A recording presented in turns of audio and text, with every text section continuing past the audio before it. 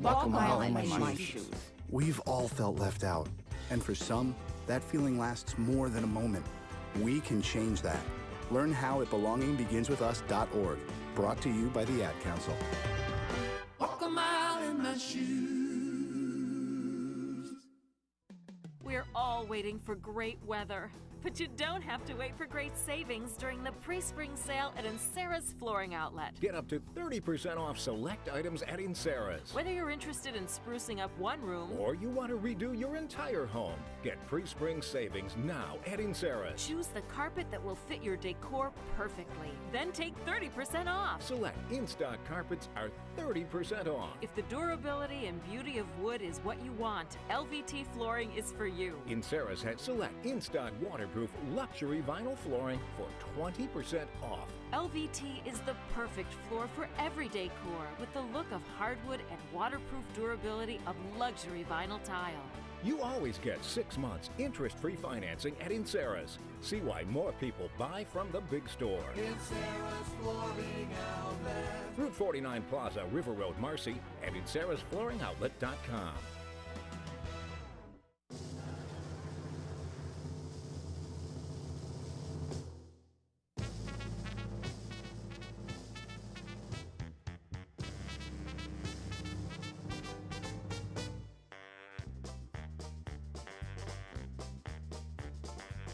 It's time to start the program.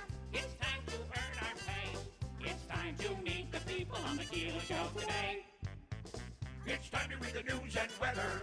Time to figure out what to say. It's time to turn the channel of the Keeler Show today. Why do we always listen? Keeler's always in the know. It makes me want to call him and tell him where to go.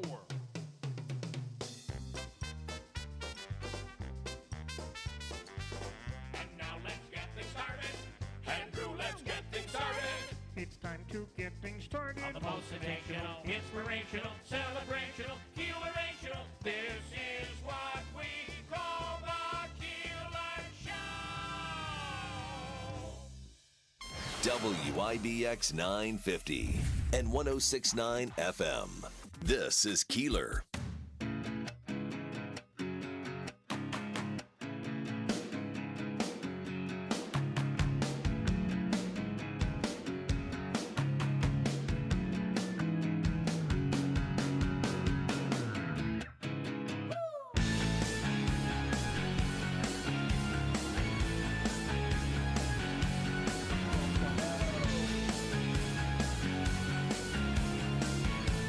How much time, Davey? What do I have?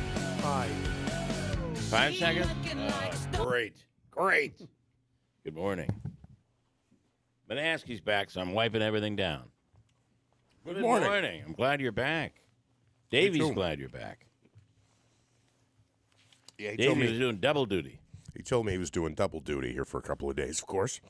And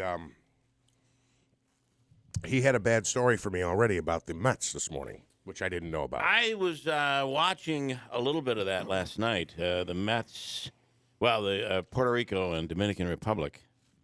And they brought in Edwin Diaz, and he looked awesome. And he was awesome. And then everybody applauded because this was a good game. Apparently, the Dominican Republic and Puerto Rico are like the two of the top teams in the world baseball, whatever it is. And as they celebrated, somebody hurt his ankle. He hurt his ankle. Whether someone stepped on him or I don't know what happened, but they had to carry him off the field. Are you kidding me? I know, ridiculous.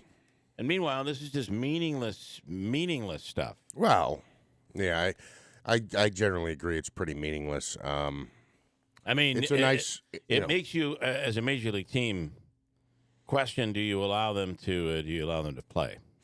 Edwin Diaz injured his right knee. Injured his right knee after tonight's World Baseball game. He'll undergo imaging tomorrow, and we will update when appropriate. That was from the Mets at 11:30 last night.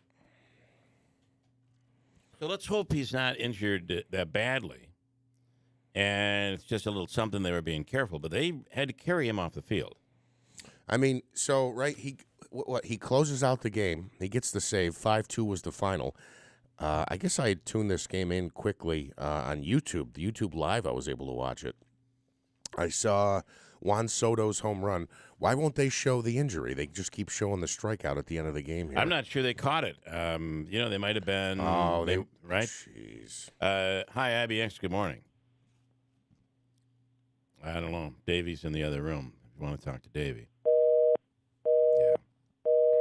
We'll talk to you later. So it looks like they were. I don't know.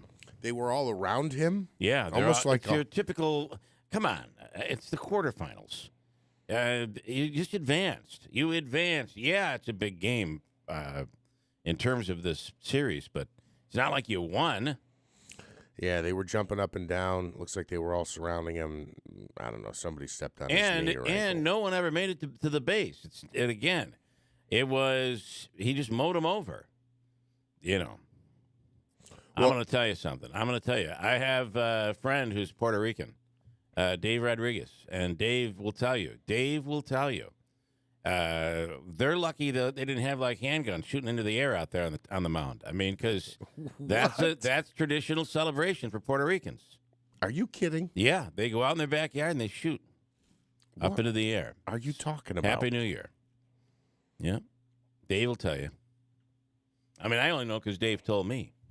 I don't think that's a real thing. It is a real thing. I don't think it's a real thing. Okay, it's a real thing. I don't think it's a Puerto Rican thing. No, I think it is. Yeah, Dave says it is. I mean, Dave's Puerto Rican. He would know, wouldn't he? Who are you? You're Polish, for God's sakes. How would you know? Okay, listen. I've hung out with Puerto Ricans on New Year's Eve. Nobody was shooting into the air. Ask him about shooting up into the sky. Okay, I'm just saying. That's what I'm saying. So I mean, but they, they celebrate. They're a happy people. If you've ever been to Puerto Rico, which we have, it's the home of the pina colada. And there's nothing like a good pina colada where you use the light rum to make the pina colada, and then you pour some dark rum on top of it. Okay. You'll be shooting guns into the air then. Let me tell you.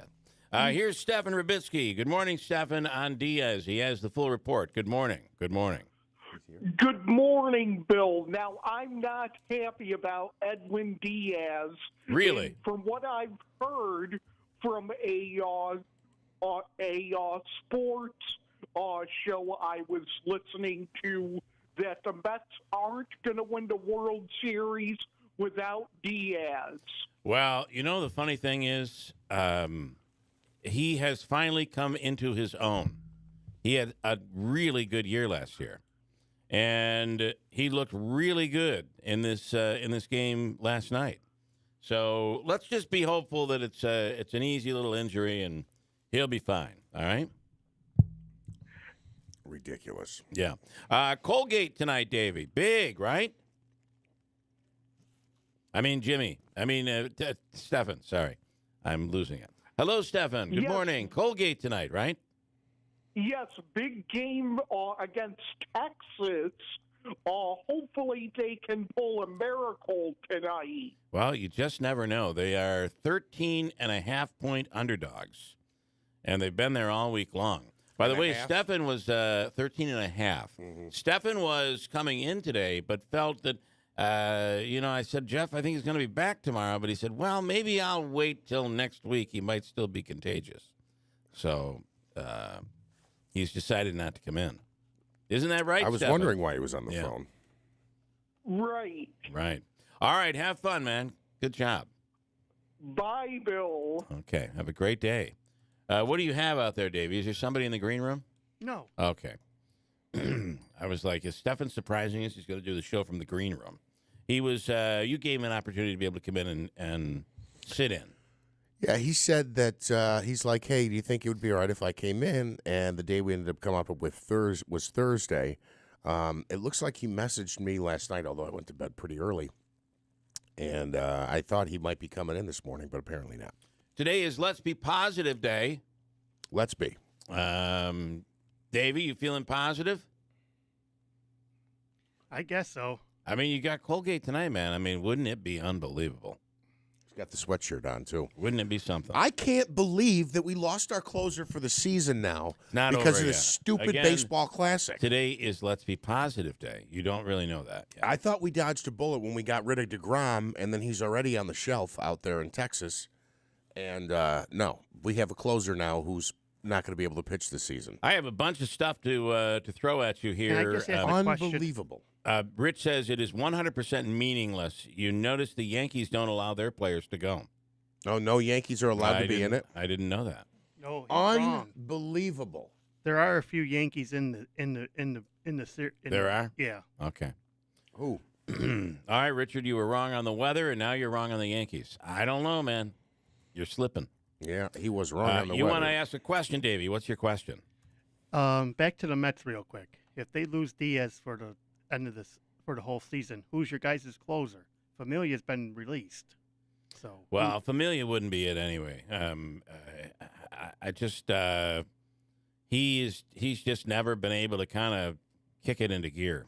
But Diaz was untouchable last year. A couple of other sports notes just here, for a moment, if we could. Jerry McNamara has been named assistant coach, right? Is that what he is? he's the associate coach. He took Associate over for Autry. Associate head coach. And Jim Boeheim's new position is assistant to the athletic director. Oh, okay. Yeah. He's going to get the water and stuff for everybody? I can't imagine that's going to happen. I think before he was superior to the athletic director. Yeah. Now he's assistant to the AD. That's when he was talking about, I'll stay here until I'm good and damn ready. Yeah, but I got to say, though, for him, it's going to be really weird, right? Because he'll probably be able to take time off with family and that sort of thing, and where he wasn't able to do that before. And then the story out of Jamesville, a man has been charged with a threat of mass shooting at, he's a Jamesville man. It was in Manlius at the Tops Friendly Market there. And as he was threatening to shoot up the people inside, he was spewing all sorts of KKK ridiculousness. Are you kidding me? Yeah. Allegedly. Charged with making a terroristic threat after the March 11th incident in which he posted threats on the social media platform Discord. An extreme risk protection order was signed by a judge allowing authorities to confiscate his guns. This was at the Tops in Manlius. Could happen anywhere, though.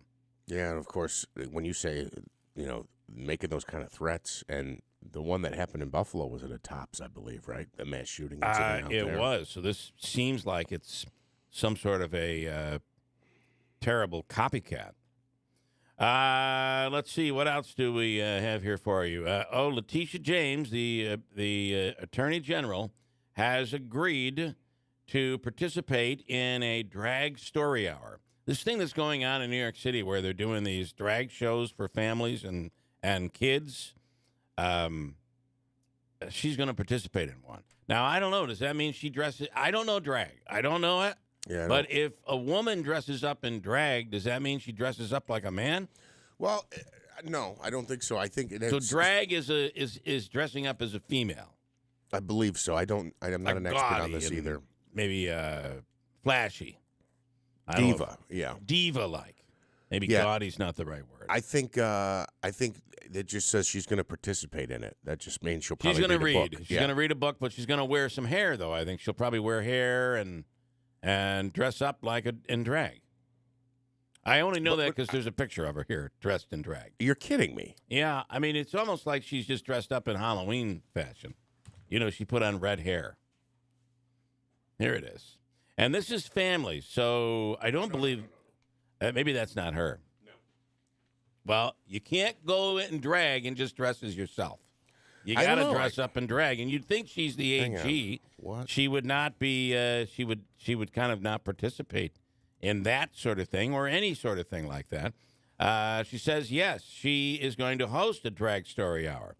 The New York Post is reporting that she and other Democratic city and state leaders will attend an LGBTQ-friendly event in New York City's West Village on Sunday, featuring drag performers. The event is co-sponsored by Drag Story Hour of New York City, which is a nonprofit we've heard a lot about. The news sparked some backlash from conservative activists and right-wing politicians who've accused drag queens and drag kings of contributing to the sexualization or grooming of children. I don't know. Here's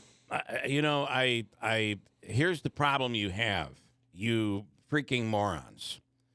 If the parents want to take their kids to this thing, then it's the parents' choice, isn't it? Isn't that the way we're supposed? Isn't that the less government way? And it's really not. It's not like they're out, they're reading children's stories, and it's people. And listen, I don't get it. I don't understand it. But these people who dress in drag feel like it normalizes them. So if it's in your kindergarten class or your first grade class, I guess I would have a problem with that. If the school is sponsoring it, what are we doing here? Right. But in this case, it's in the Village. What would you expect in New York City? And it's parents who made the choice. Yeah, I'm bringing my kids to this for whatever reason they feel it's important. And if it's not bothering you, why should you care? Now, I understand it's Letitia James. She's the AG. But again, she can participate whenever she wants. I guess she She's can. an adult. And she can be criticized for it as well. So, but again, this is voluntary. These are people going on their own. I'm not sure we should be up in arms over it. But if it's being sponsored by a school and you're part of a curriculum or something, that would be something you probably would have a problem with and should have a problem with. I would have a problem with it. MyPillow CEO says his company is going broke because he's spending all of his money defending election fraud claims. Wait a minute. Defending them or pursuing them? Well, MyPillow founder and CEO Mike Lindell claims the company has to borrow about $10 million to keep the lights on. He said he's been embroiled in a series of lawsuits brought by voting machine manufacturers because he really was out spewing all this stuff. Well, sorry. Yeah, and they're saying you that want to run out there without the evidence and make all these claims against people and slander people, then, I guess there's another end to that. So right? you think he should just sit home and cry on his pillow? I think he was worried about keeping the lights on. The light's supposed to be off when you go to bed. Turn the lights off. He should have been worrying about keeping the lights on when he was out there doing this. Correct. I guess you're right. We mentioned Edwin Diaz injured. I've got that story. My Amazon order will be delivered today, so if you want to steal it off my porch, it'll come between 10 and noon.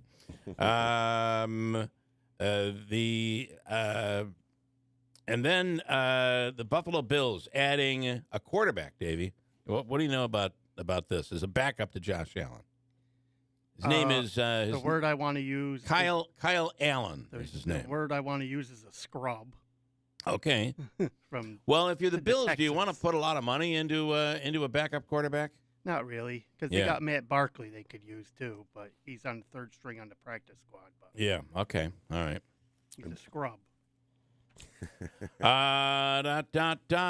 And then here's an interesting story. I saw this last night. It's a story about a woman who I always think it's a big deal. I started in radio when I was in 11th grade. Mm-hmm. So I began, so it means I've been doing this for a long time. But this woman started when she was, she's been doing it for almost 72 years. Radio? Yes. She has now been awarded the Guinness World Record for the longest career as a radio DJ. She began, I believe, when she was in like fifth or sixth grade, when she ended up having her own show like 5 days a week when she was a kid.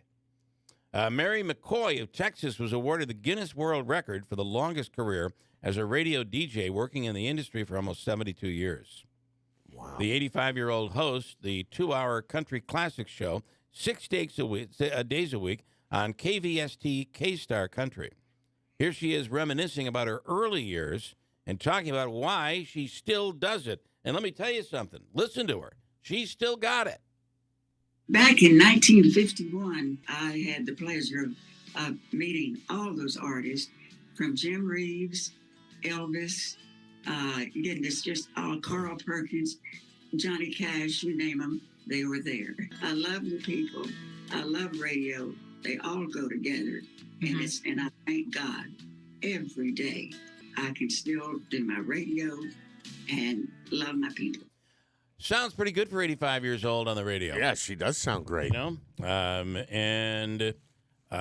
that's she apparently also, as a young woman, was a singer and got to share the stage with a legend, Elvis Presley, back in the day. Incredible. Yeah. So she does have that. She tells she's in broadcasting. She's got it. Yeah, she's got it. She's got what it takes. By the way, Nielsen put out a report the other day. I don't know if you saw this. That people 18 to 49 years old, for the first time ever, radio. There were more people tuned into radio, 18 to 49-year-olds tuned into radio than television. It's the first time it's ever happened since the inception of TV. That's incredible. I'd hate to say. So you're seeing the decline, right? That younger demographic just doesn't seem to pay much attention. They're always on their phones. But apparently radio, broadcast radio, they're still there. But they're not on TV. They're watching everything on their phone. They're watching YouTube and stuff like that, not broadcast TV. Yeah, it's wild. Yeah, that was pretty interesting. Do you feel lost a little bit? Like, sometimes I'll just turn my radio on in, like, the kitchen, just because I feel like there's a live feed of something. And, like, if something happens in the world significant, I know I'll find out. Yeah, it'll be on the radio. Right, and it's to some element. I mean, if you're watching the 6 or 7 or whatever o'clock news on television, there's some element of live, assuming it's live. But right, there's like if Russia and the U.S. went to war or there was a bombing, we interrupt this broadcast. Major earthquake, right? Yeah, exactly. So sometimes I feel like out of touch when I'm watching a series for a long time, or if I am listening to music or doing something, that I'll just go turn my radio on just so I can get a live feed of what's going on in the world in case something major happens. I don't know. It's a weird thing. Gen Z and young millennial drivers on TikTok claim that giving people a thumbs down on the road rather than flipping on the bird is a much bigger insult. But you got to turn your arm all the way around. You got to lift your elbow up to do that. That's not easy. Yeah, I can't believe they're criticizing this. This is the polite way to tell somebody to go screw this themselves. Group, comedians, we'll have a comedian in tomorrow who I think is an incredibly funny comic. Michael Harrison will be here tomorrow morning at around 7 o'clock, and he's a funny comic. He'll tell you that today it's different out on the road when you play these college campuses. Kids are offended by stuff today.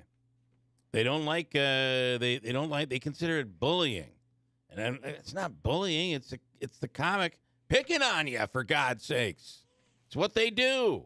Yeah. But it's different today. I guess it's different, and it's just a different generation. So now they don't want to flip people off. And I'm not sure we need to do come on, what? You don't want to flip people off anymore and have a campaign to get people to flip people off. It's probably a good thing. But they would rather do the thumbs down. They say it's a worse insult. Like, you must be a terrible driver.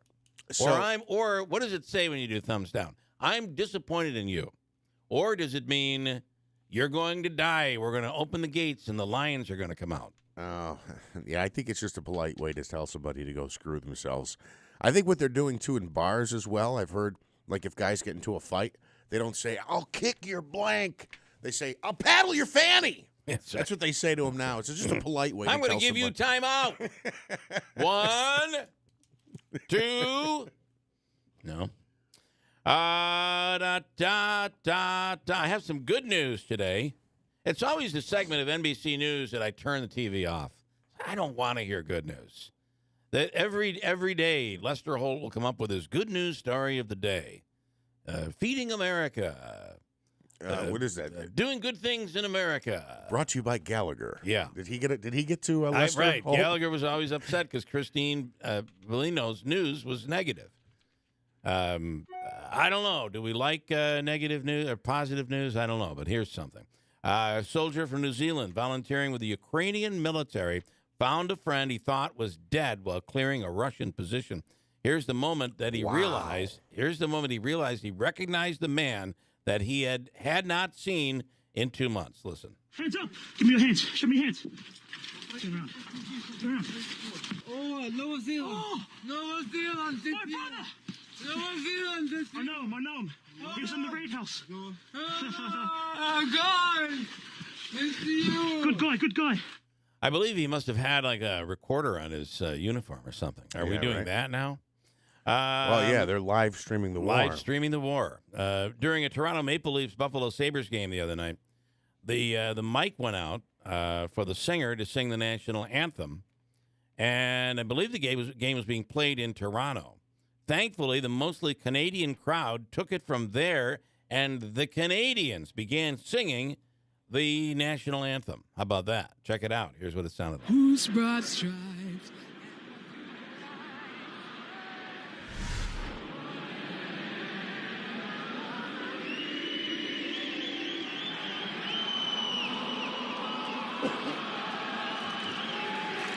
Look, I'm not going to bad. You're hearing them, and next time, give us a clip where we can actually hear the people.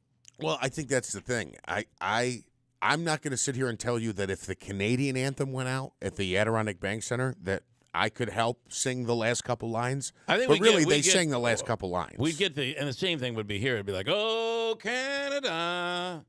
Right? Exactly.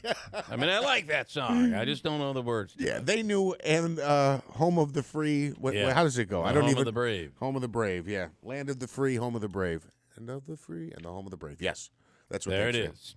And a video is floating around Reddit of a drunk passenger getting tased by police at an airport. The man was verbally abusive and screaming obscenities. They asked him how much he had to drink, and here's his answer. Then the moment that they tase him for fighting with the cops. I'm not sure he should have been tased here. I mean, belligerency is not necessarily a taseable offense unless you're, he's in the car, right? I mean, roll his window up and get out of here. That's what He wasn't driving, was he? No, he was in the back seat. Here it is. About 3 margaritas. Yeah, you got a problem with that? Listen, I'm on a flight that I paid $2,000 to be on. There's no reason to arrest me. Turn around now. Why? And then they tased him. That was, I don't know. You can't be shouting at. Look, when you're in an airport like that, and they're trying to. Well, they were outside the airport, but still, you're on the airport premises. Yeah, you can't be screaming at the cop. Why? Yeah. Why? What are you going to do? There you go. That's what I'm going to do. I think they would have been better served if everybody would have been better served if they just would have said to the driver, "Drive away from here, please. Get away from here." Probably. But they tased him. Cat Stevens that shut him up, didn't it? Yeah. Oh boy. Cat Stevens will release a new album in June. Oh, wonderful. In the meantime, he's released a new song that has a sweet animated video with it called Take the World Apart. Here's a sample. It sounds a lot like a Monty Python thing. This is called Take the World Apart, if you care. I'll take the world apart to find a place for a peaceful heart. I know I've got to find it, although break down the walls and shine, or I will.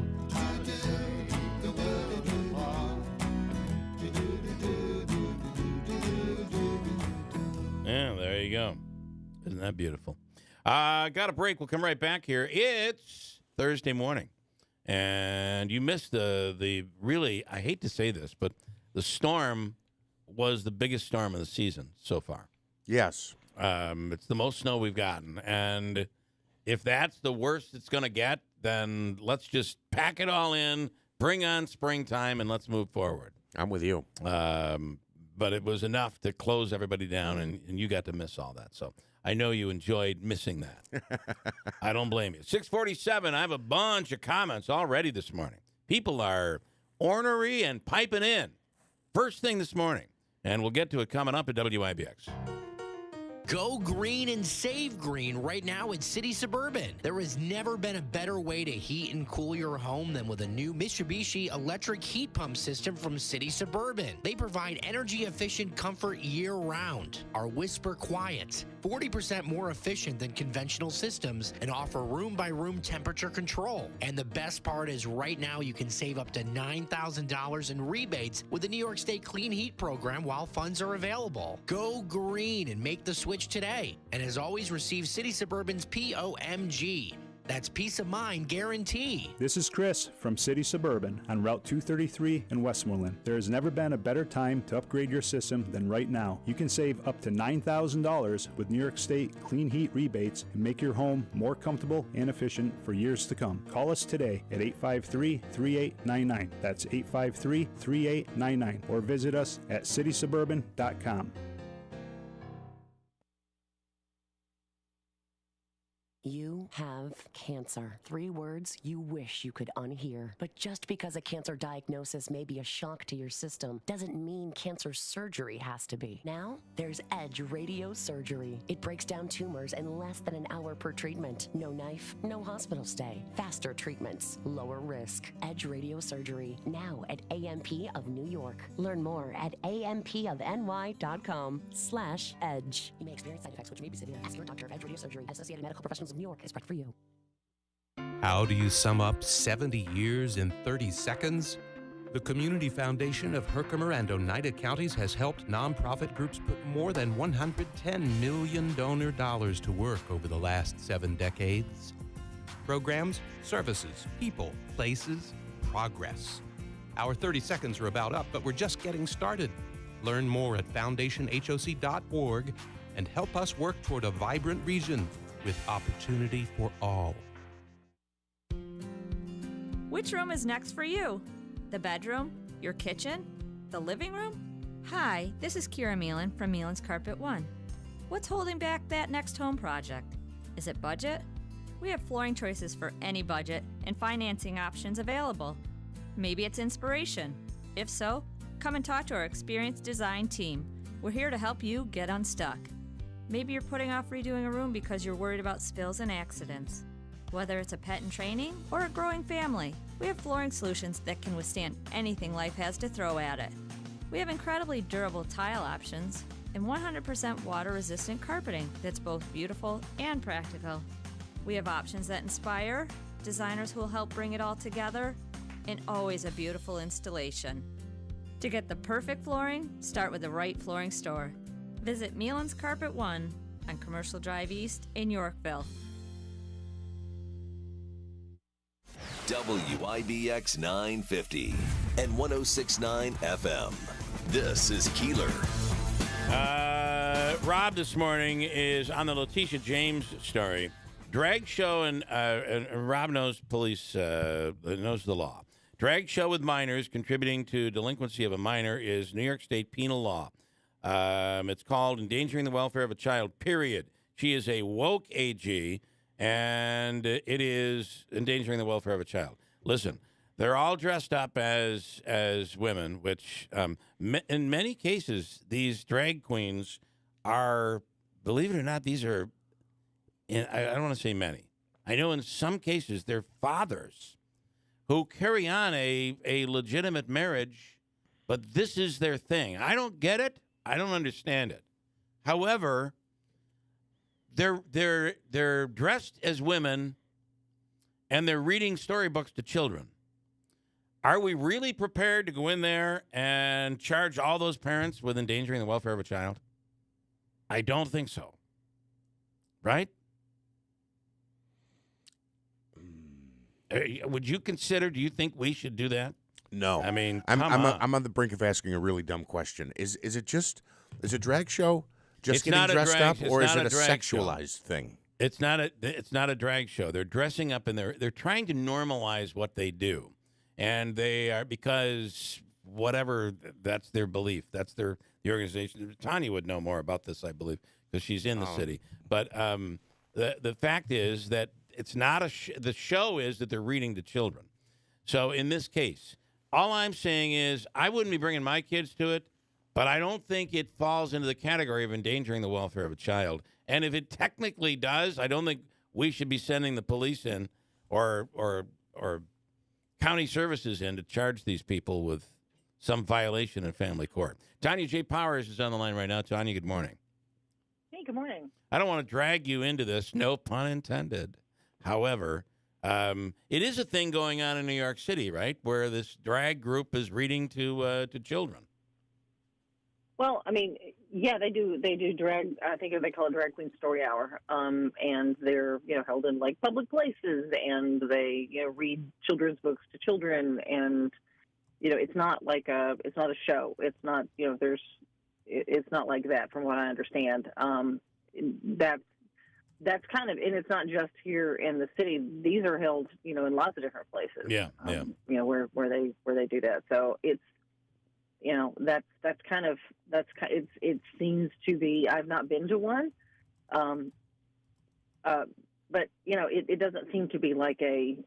It's not like a show. There's no runway. There's no singing, and then as far as it's not what you might your mind might typically go to when you think about that. I've not been to the story time thing, so I'm not really prepared to speak on that. But from what I understand, and the photos and videos I've ever seen, it's somebody reading to kids. That's really it.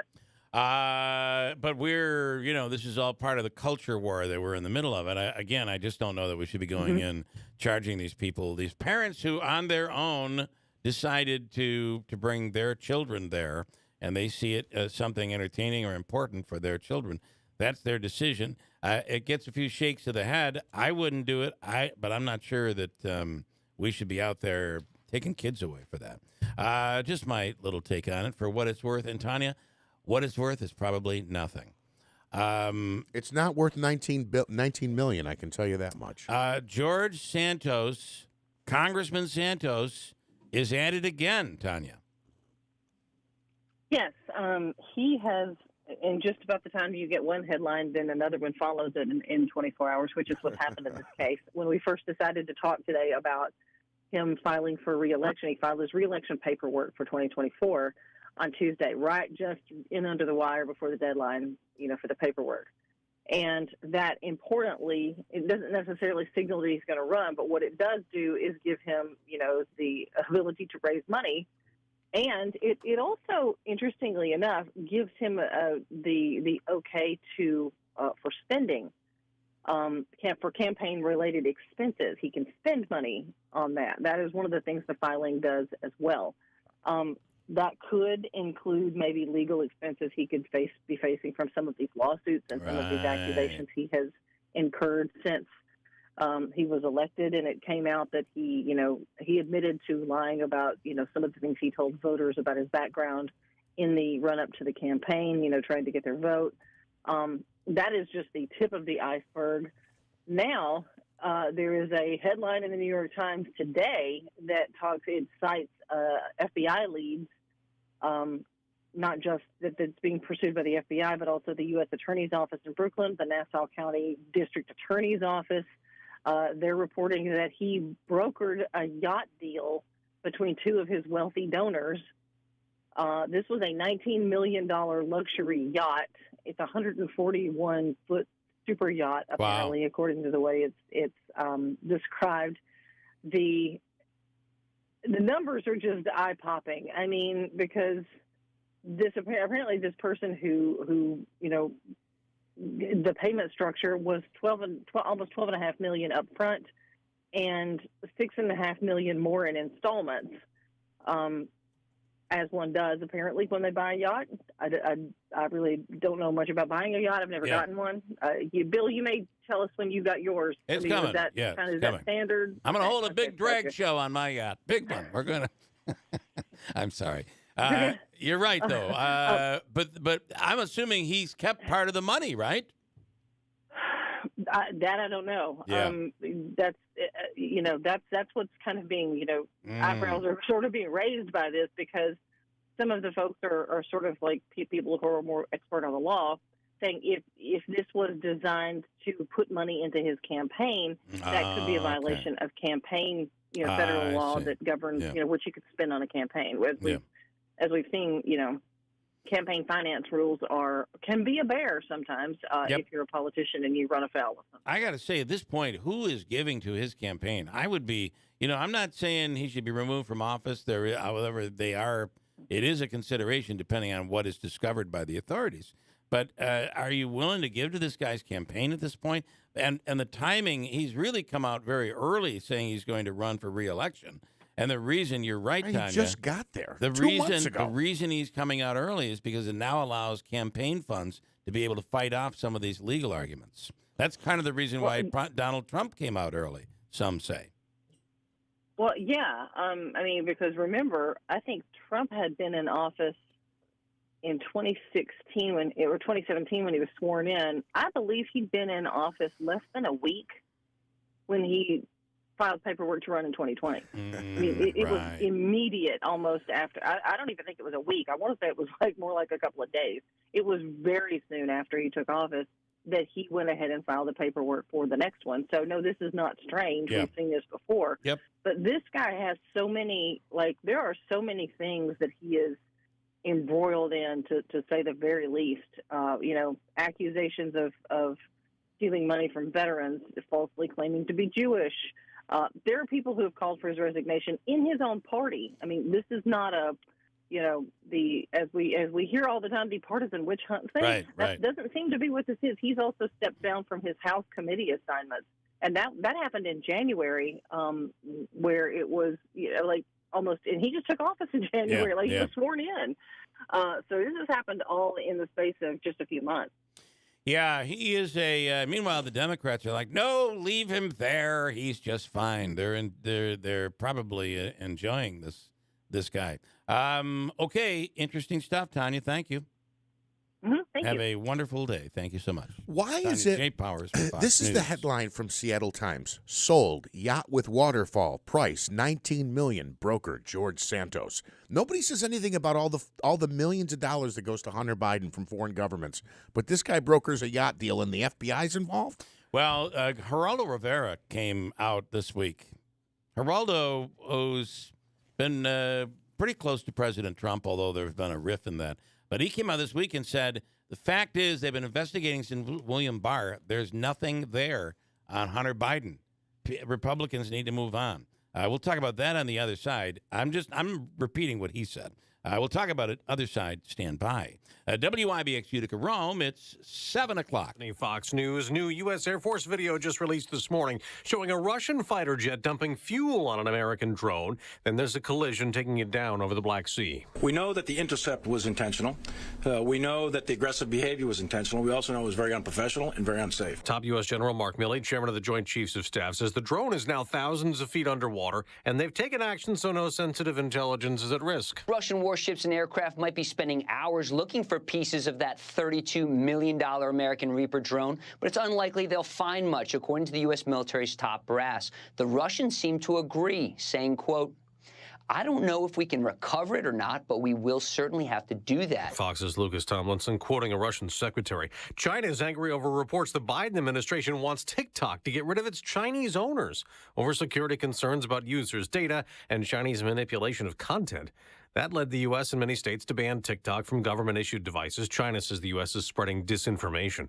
South Korea's president's in Tokyo for a rare summit with Japan's prime minister, and they have this to talk about. North Korea's test-launched an intercontinental ballistic missile, its third weapons test this week. It landed in international waters. It also coincides with joint U.S. and South Korean military exercises that Pyongyang suspects are a rehearsal to invade. Fox's Jonathan Savage. Credit Suisse's stock is soaring overseas after getting a bailout amid banking industry concerns. Saudi Arabia's national bank said yesterday it would not put more money into Credit Suisse, prompting a $54 billion bailout from Switzerland's national bank. The Saudi bank wants to avoid regulations that kick in with a stake in Credit Suisse above 10%. Fox's Brooks Sigmund. This follows the failure here in the U.S. of Silicon Valley and Signature banks. America's listening to Fox News. The Tunnel to Towers 9/11 Institute gives educators access to nonfiction 9/11 resources for K-12, first-person curriculum units with video accounts, the Discovering Heroes book series for kids, a speakers bureau with access to 9/11 first responders, survivors, and loved ones, a high-tech tractor-trailer that transforms into an interactive museum with 9/11 artifacts, Russell F. Siller Memorial Scholarships for exemplary high school students of program recipients who are preparing for college. Never forget, donate $11 a month to Tunnel to Towers at t2t.org. If I could be you, and you could be me, for just 1 hour, if you could find a way to get inside each other's mind, walk a mile in my shoes. Walk a mile in my shoes. Walk a mile in my shoes.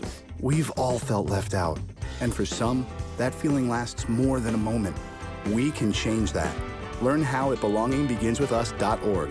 Brought to you by the Ad Council. Walk a mile in my shoes.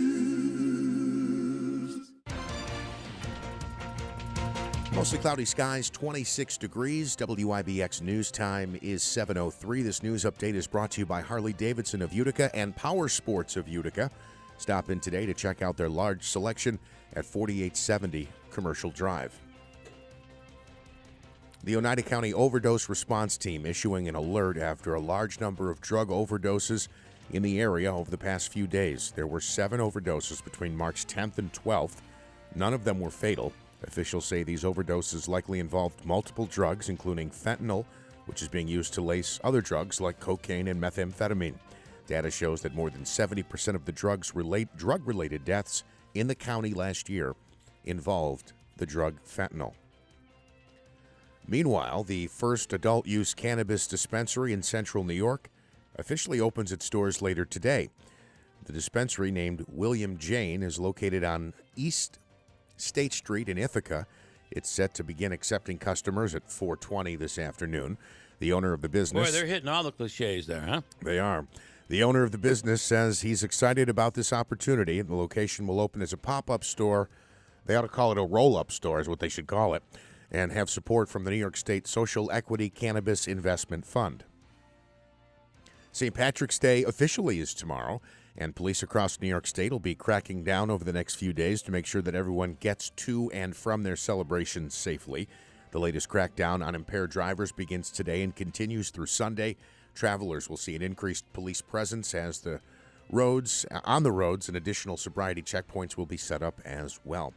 Families across New York will be finding it a bit easier to access child care.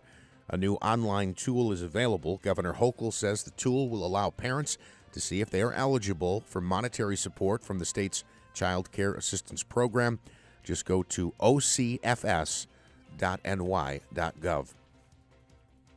And in the Capital Region, Gloversville police trying to track down witnesses to a snowmobile crash that left one man dead.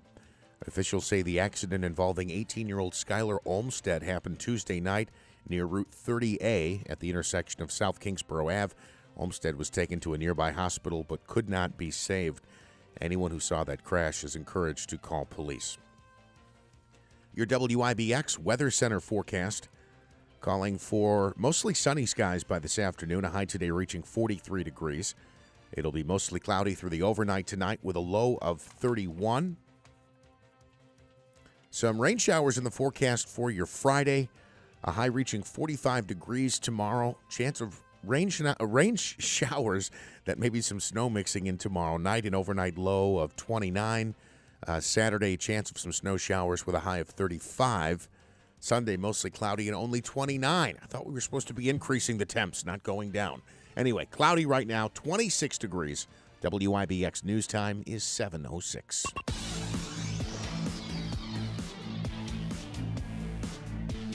All right, from the IBEW Local 43 Sports Desk, the NCAA field of 64 is set. Have you filled out your bracket? Actually, I have not filled out any brackets yet. Do we have a town square one? I got to get in there and fill that out. I think is there one? There probably is.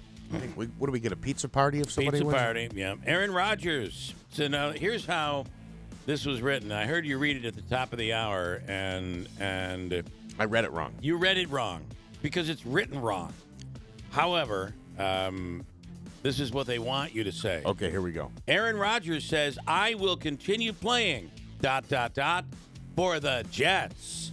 That's what they. But it's not written that way. It's written, "I will continue playing for the Jets." Doesn't make any sense. I was baffled last hour. Aaron Rodgers says he'll continue playing football for the New York Jets, but he's going to do it with the New York Jets. He exclusively told the Mike McAfee show his intention since Friday has been to play for the Jets. And how did he get there, Davey? He got there by going off into a cave in the darkness, full darkness, and he had a vision. Yeah, he told Pat McAfee. Hold on. Wait a minute. I'm doing the news, and then all of a sudden Smitty comes in and hands me a story that I need to get on at the top of the hour. I think we have to have Smitty on our team. Smitty's got to be on our team. He rushes stuff in. So Aaron Rodgers. Now, I'll say that Richard this morning is saying when they're done, they are going to make the Jets the number one favored team in the division. That behind them will be both Miami and the Buffalo Bills. Okay. Has Richard gone on a darkness retreat? Is he Richard into the and the vision came to him. The marijuana, the ganj? Is he on something here? Because he was way off on the Storm, and the Jets will not be the odds-on favorite to win the Super Bowl this year. I don't care who they put on the team. The Islanders snap a skid with a win in Anaheim. Final score: New York over Anaheim 6-3. The Rangers host the Penguins tonight. The Devils host the Lightning for a rematch tonight. The Nets are hosting the Kings. There's a lot of action. And, of course, the NCAA tournament gets underway with full action. Yeah, I think we it's mentioned 16 games today. Edwin Diaz. Puerto Rico beat the Dominican Republic 5-2 yesterday. Happened last night. Diaz came in for the final inning to get the save, final half inning to get the save. He mowed down the side. Everybody rushed the mound and like they just won the Super Bowl or the World Series, I guess. And he injured his ankle. Nobody knows how bad it is, but it was bad enough where they'd take him and carry him off the mound. Well, and they're saying it's a knee. It sounds to me like a torn ACL, yeah. Not good. Another thing that I feel like Richard was wrong about this morning. Smitty, are you in? I see you. Gleyber Torres, Kyle Higashioka. There are multiple Yankees playing in the World Baseball Classic. He has addressed that, saying there are two who are playing, but any of the major players are not allowed to play. Well, you wouldn't let Diaz. However, when would you in any situation think that Diaz would be injured during a celebration? I guess you wouldn't expect that, but this crap happens. Okay, so Major League Baseball. Yankees come up short against the Phillies yesterday. We're still in preseason action. We're 2 weeks away from the start of the regular season. The Mets fell to the Cardinals 4-1. Listen, Yankees fans, Mets fans, this means nothing. They're just throwing people out there, kind of getting to see who's got what. No worries. I just have to laugh as I sit here this morning because it's like at the beginning of every season. I know you're an optimist. You are optimistic on the Bills and the Mets. And I'm more pessimistic, certainly, when it comes to the Mets. Mm-hmm. And I just, beginning of the season, it's like, how does this ship wind up at the bottom of the ocean this year? We're floating now. Everything looks good. There's got to be a way. There's going to be a way that this boat ends up at the bottom of the ocean. And then, sure enough, you think, well, we've got a new owner. This guy invests. We got rid of DeGrom. We dodged a bullet there because he's already having some issues that he was having last year. We went and got Scherzer. We went and got Quintana's hurt now for at least 3 months. He's going to be gone. Who else did we get? We went and got Verlander. Boy, by the end of the season, I know this boat is going to be at the bottom of the ocean. And then, sure enough, in the World Baseball Classic, we lose our closer. It's unbelievable. In the AHL, Belleville over the Comets yesterday 4-3. That's their second straight loss after winning, I believe, 3 in a row. And tonight, Colgate takes on Texas. The game time is 8:25 tonight. The game time is what? 7:25. 7:25 tonight, and that'll be played on TBS, if I am correct. Colgate is a 13.5-point underdog in this game. And tickets are on sale right now. You can still get tickets for Saturday night's blowout. This is a chance. You don't often get a do-over. You don't. No. But this year, the Utica Pioneers, the men's hockey team, is getting a do-over. They are in the same scenario. They got a bye in the first round to the quarterfinals, which is Saturday night at the Adirondack Bank Center. This is just like last year. They're playing the University of New England, just like last year, and they have a chance to do it over. Last year, they lost 2-0. They could not get any offense going. You got to be thinking that Gary Heenan is going to have these guys ready to right the wrong. Mm-hmm. And it'll happen Saturday night. Tickets are available at the box office at the Adirondack Bank Center. Pioneers and University of New England Saturday night. And it's going to be a big one got to get there into the odd and fill that odd up. Absolutely. And that is sports according to IBEW Local 43. We'll break, and I have more comments. Rob is saying there is something there when it comes to Hunter Biden. Rob, I'm not disagreeing. I'm simply saying Geraldo said it's time to move on. And Geraldo, who, despite his years of, I always thought of Geraldo as being a liberal, but since Trump, he has not been. Well, but he's somebody who claims, he tells it like it is, and he's saying at this point, they've gone through 2 administrations, and they've not been able to nail him for anything. Maybe something did happen, but there's nothing there. It's time to move on. My guess is it's also a very big way to raise funds, raise money. It's a big fundraising issue. Hunter Biden. Hunter Biden has become the Nancy Pelosi of old. And if they could prove something that President Biden actually had ties to, there was favor being given to people that Hunter Biden was coming in contact with, that would be impeachable. But, like so much of impeachable issues that we've seen in the last 8 years, are they really there? Is it really an impeachable issue? And I think the important thing here, one thing I'm laughing about, but the other thing, and you're absolutely right, Rob, it's not Bill saying it. It's Bill telling you what a national journalist who's close to Trump saying.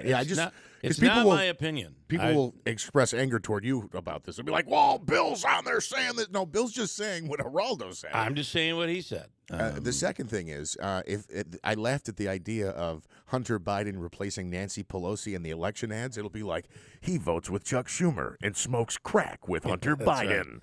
Right. And I think that's part of what I'll have to pull the Geraldo quote, but he referenced the fact that, up to this point, the only thing they've got on him is he's a drug addict, and he's done probably some unseedy and unhealthy things, but there's no there, and even William Barr wasn't able to come up with it. So now it might be there. That it's not. Maybe it's been covered up. Who knows? I'm just telling you. This is the comment of Geraldo Rivera, who used to be good friends with President Trump, and now I don't think they're doing well because Geraldo was critical of Trump when it came to January 6th. Mm-hmm. All right, got a break. Can't keep up with these guys. They call him Horrible Geraldo. That's what they call him. Right. Believe me. That's right. And it's spelled with a J. Horrible is spelled with a J in that world. I got a break. 7:15 at WIBX. Hi, I'm Joe Carbone. Welcome to Harley-Davidson of Utica. Get a jump on your riding season with over 120 Harley-Davidson motorcycles to choose from. Harley-Davidson Motor Company 120th anniversary celebration is March 25th. Stop in for food, beverages, music, and lots of Harley-Davidson giveaways. Register to win a 2023 Breakout and a free trip to Milwaukee for the anniversary blowout. So come to Harley-Davidson of Utica March 25th for our great event.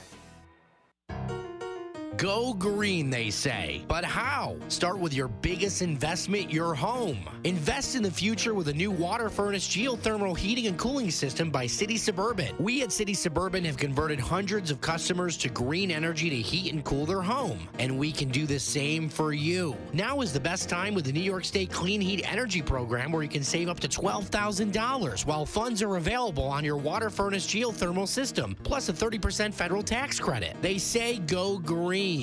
We say go Geo. Hi, this is Chris from City Suburban. There's never been a better time than ever to go green. With the New York State Clean Heat Energy rebates and federal tax credit, you can save thousands on the installation, plus save for years to come on energy costs. And like always, every installation comes with City Suburban's POMG. That's peace of mind guaranteed. Call us today at 853-3899. That's 853-3899. Or visit us at citysuburban.com for more information.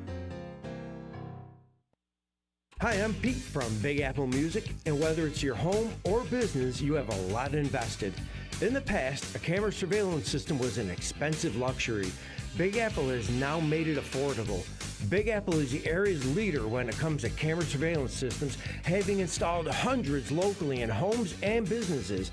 Big Apple is New York State licensed for security and camera surveillance, with most of our products sourced from American companies. Featuring Starlight Night Vision, our cameras dollar for dollar have the best night vision available. A camera surveillance system can offer full property coverage. It prevents and reduces crime, monitors high-risk areas like parking lots and showrooms, and Big Apple has a fully set-up showroom to give you real-time, realistic demonstrations of just how great a camera system can be for you.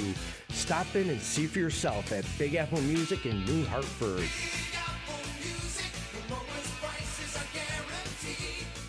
I'm Martin Hoke, the inventor of Navage Nasal Care, and I love Navage. I've told you about how your nose is the body's air filter, that Navage's powered suction will help flush out allergens, viruses, mucus, and germs, and that Navage will help you breathe better. But what do other people say about Navage? Like Josh, quote, "After walking around my whole life being a mouth breather, I was excited to try Navage. I read the directions carefully, pressed the button, and oh my gosh, what a sensation. So much mucus, so much crud, but oh sweet, merciful air, I can finally breathe you through my nose. Never have I ever taken such an amazing breath in my life. This is a life changer," unquote. He's one of over 100,000 online reviews praising Navage, the all-natural solution trusted by over 3 million people to help you breathe better, sleep deeper, snore less, and stay healthier without drugs. Navage is available at Walmart, CVS, Walgreens, Target, Rite Aid, and online. Navage, Navage, clean nose, healthy life.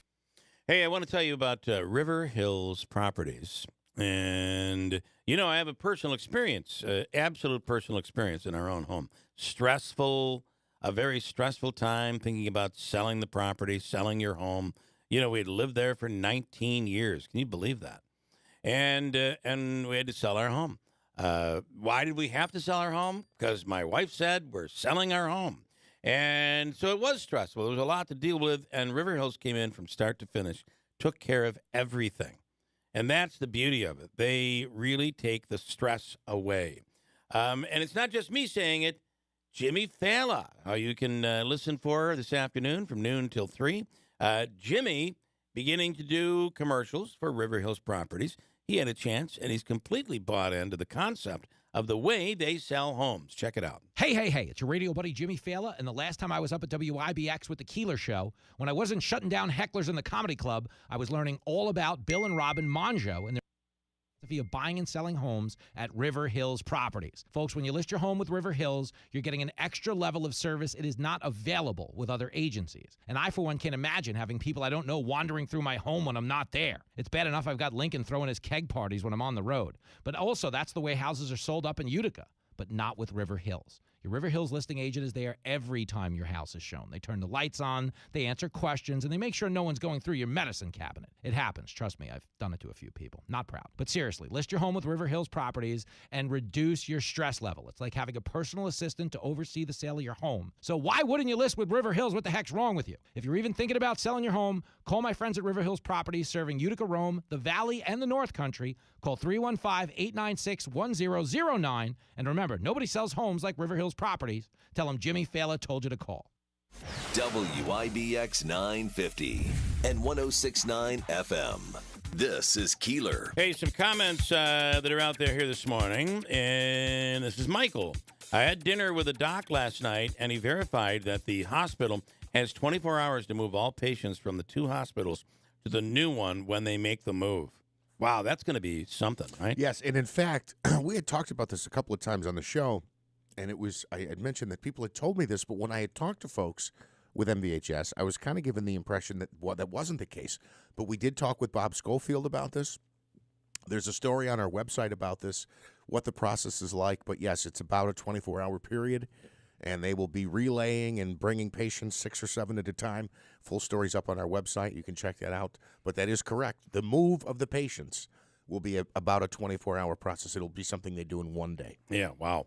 Rob says there is something there with Hunter Biden, at least a gun charge and tax evasion. There very, very, very well may be, but I don't think it's going to be the big impeachable offense that everybody's been wishing for. And what Geraldo is saying is just that. Time to move on. Don't hang your hat on this. you've got plenty of other things that you can hang your hat on. And Nagel is piping in on Manaski and basically saying Jeff is planting his feet firmly in reality this morning, not going to let the Mets implosion sneak up on him at all. I thought that was a great line. Right now, states, this is near and dear to your heart, states cracking down on parents and bad behavior at youth sporting events. I found this interesting, now that I'm going through the process, and there's only 1 week left in the umpire class that I'm participating in. And then you'll be a full-fledged umpire. Right, I've got to pass the test. There's For one more T-ball week. in the beginning. Well, it's not T-ball, but Little League. Right, this will be starting out at the basics, but I sometimes these parents get a little out of line. And so some states are making moves because, as they say, you go to a soccer game and a basketball breaks out in some cases. So well, and I have to say that I think schools do a really good job because there is a zero tolerance at public schools. However, where you get into trouble is the travel ball, the Little League. We've seen a lot of it in Pop Warner football, the youth sports. Right. On the line right now is Michael Fitch. He is the executive director of the Texas Association of Sports Officials, and he and Jeff are both sports officials now. But I got to say, in Texas, it's taken very seriously. I'm sure they're having the same issues that we're having down there. Michael, good morning. Thanks for coming on. Good morning. Thank you for having me. I mean, we're having parents fighting in the stands, spilling out onto the field at Pop Warner football games. I mean, enough is enough. What are we going to do? Well, and you're exactly right. The problem initiates in the youth sports, the club, the travel, the select leagues. And, in some of those leagues, parents spend a lot of money for their child to play. Yeah, they do. And so I guess maybe they're expecting more. But unfortunately, then that same kind of conduct and misbehavior follows them as they get into middle school and high school. And that also creates the problem. But the youth sports organization on a local basis has got to take a stand. I mean, I used to be part of a youth football program that we had a zero tolerance policy on abuse of officials, coaches, players, the opposite team, anybody. Yeah. So it can be done, but it just takes commitment. I mean, I think we've lost sight of the fact that for most families, your kid is not going to play Division I. Your kid is not going to make it to the NHL, the NBA, the NFL, Major League Baseball, etc. For the majority. And one of the great things you can do is enjoy it while it's there, while your kid is playing in sports, and the great lessons that can come out of it, right? Life lessons. Oh, you hit the nail on the head right there. The great thing about athletics at the youth level and especially into high school is it's an extension of the classroom, but it teaches the kids, the boys and the girls, things that they don't learn in the classroom: teamwork, working together for a common goal, how to deal with disappointment. That's one thing that we are not teaching our kids. But it's a great life experience because when they get in the real world, it's not going to be fair. Right. There's going to be calls that go against them, some of them right, some of them wrong. But it's how you deal with it, how you pick up and move on that needs to be taught. And that's what we're missing here. I had my son was big into baseball. And he was never going to go on to play Division I. In fact, he had made his own choice when he had a chance to play in college. He said, "I'm not gonna do it. I don't have a shot." But at his school in the league, he was a decent baseball player. And it was at one level he was in. All of a sudden, and the coach was a football coach. He'd never coached baseball. He knew nothing about baseball. And my kid sat the bench the entire season. And I wanted so much to grab a hold of the coach and say, "What are you doing?" Every other coach that's ever coached him, he's at least started at second base or short, and it didn't happen. But I had to find it in myself to say to my son, "You got to find a way to reach the coach. You got to find a way to show him. It's got to be up to you to do this, and not the parent to all of a sudden say, 'Why is my kid not playing?'" But I think that's one of the biggest arguments that parents get into with coaches. Why is my kid not playing? He should be playing more, or she should be playing more. Well, and you're right, and you made the comment earlier about so very few of these kids are going to go to play beyond the high school level. But unfortunately, the parents don't believe that. They think that their little darling is the next D1 All-American. Yeah. And if they're not, then it's got to be somebody's fault. And usually it's the officials and the coaches combined. So we're both taking the brunt end of that. And the other part is, like, Jeff is becoming an umpire. He's going through the classes right now. I have all the confidence in the world in you, Jeff. However, my guess is when you're out there and you're crouched in behind home plate, and you're going to make some mistakes. And these are oftentimes young and inexperienced referees and umpires. They're going to make mistakes at some point. I think you got to cut these guys a little bit of slack. Yes, please. Yeah, I would assume. Yeah, absolutely. And I think he might have had to hop off. I did lose Michael. I think I lost him. Oh, you're back. You're back. There I am. Okay, and he's right. And the thing is that the sport, whatever it is, it's an imperfect game played by imperfect players, coached by imperfect coaches, and officiated by imperfect officials. And that's kind of the beauty of it if you think about it. But it's through the game, everybody's going to make mistakes. Yeah. Well, I like what you said, that there are so many life lessons, so many things that kids can learn and be taught about the fact that life is not going to be fair, and that's even when you get into the workplace. It's just going to be a part of life for the rest of your life. Some things aren't fair, and to learn it early is a real great tool you can use going forward. So. Yes, sir. Good stuff. Michael, thank you for the time. Yes, sir. Thank you for having me. Y'all have a great day. You do the same. Thanks, Michael Fitch. And you're going into the hot water.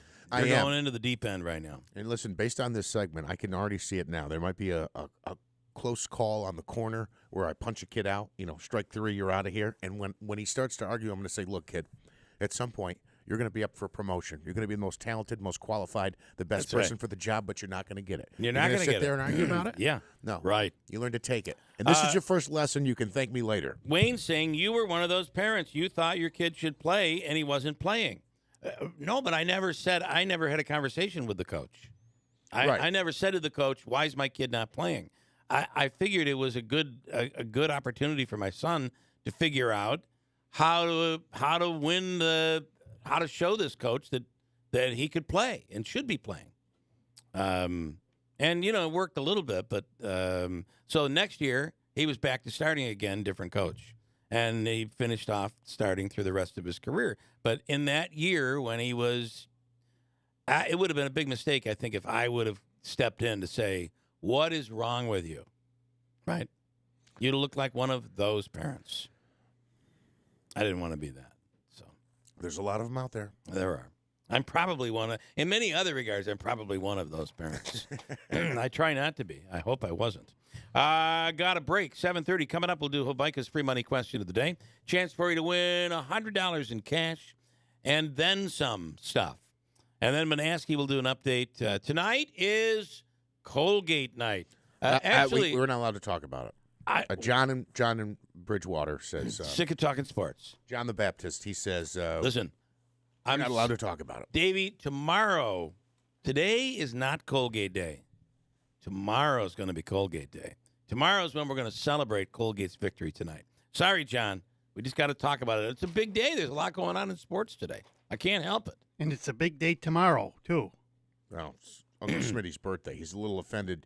You've replaced his birthday with Colgate Day already. John in Bridgewater saying no talking about Davey's birthday.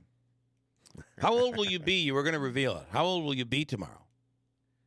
It's not going to be revealed until tomorrow. I'm not going to say it today. All right. You're going to say it tomorrow. All right. I'm working on and maybe I'll have it ready for you tomorrow. A brand new Davey song. No. Oh, I've been working on it all week long. It's going to be a dandy.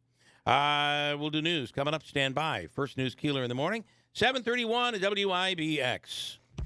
A lot goes into taking care of your property.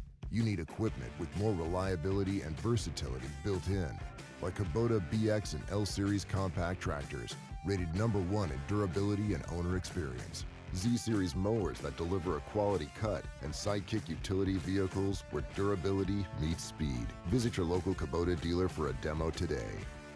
Log on or give us a call today at whitesfarmsupply.com. White's Farm Supply. Warner Sales and Service. Building relationships, building trust. This is Lynn from Warner Sales and Service. Mow like a pro with Hustler Turf Zero-Turn Mowers. Hustler mowers are designed to be maintenance and service-friendly for the everyday homeowner while not sacrificing the build and cut quality they're known for. From the heavy-duty frame to the welded steel deck to their trademark smooth track steering, Hustler Turf Zero-Turn Mowers deliver professional-grade cut quality for a perfectly manicured lawn. It's your chance to be the envy of your neighborhood. Come see us at Warner Sales and Service on the Greenway New London Road in Rome, just off Route 365 between Rome and Verona. And we'll guide you to the right mower for your property and your budget. Find us at warnerss.com. Warner's, where quality still counts. At Warner's. I'm Martin Hoke, the inventor of Navage Nasal Care, and I love Navage. I've told you about how your nose is the body's air filter, that Navage's powered suction will help flush out allergens, viruses, mucus, and germs, and that Navage will help you breathe better. But what do other people say about Navage? Like Haley, quote, "Navage is the best thing I bought. I love it. My nose feels so clear now and I can breathe. I've been struggling with a stuffy nose for weeks. I bought Navage and it's amazing." Or this one, "I use Navage every night, could not imagine life without it. I have 5 cats, and before I found Navage, I was a clogged mess. Now I breathe so much better." Unquote. Those are 2 of over 100,000 online reviews praising Navage, the all-natural solution trusted by over 3 million people to help you breathe better, sleep deeper, snore less, and stay healthier without drugs. Navage is available at Walmart, CVS, Walgreens, Target, Rite Aid, and online. Navage, Navage, clean nose, healthy life. The Falcon Clinic in Washington Mills is accepting new patients, and I turn out to be one of them.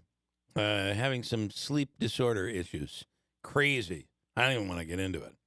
But being worked on, if you will, and it's literally that. There are all of these different things that can assist you in getting a good night's sleep. And that's what I'm working on with both Dr. Shomolewski and Dr. Zielinski at the Falcon Clinic. There are many, many different options and many things that you can do to improve your sleep.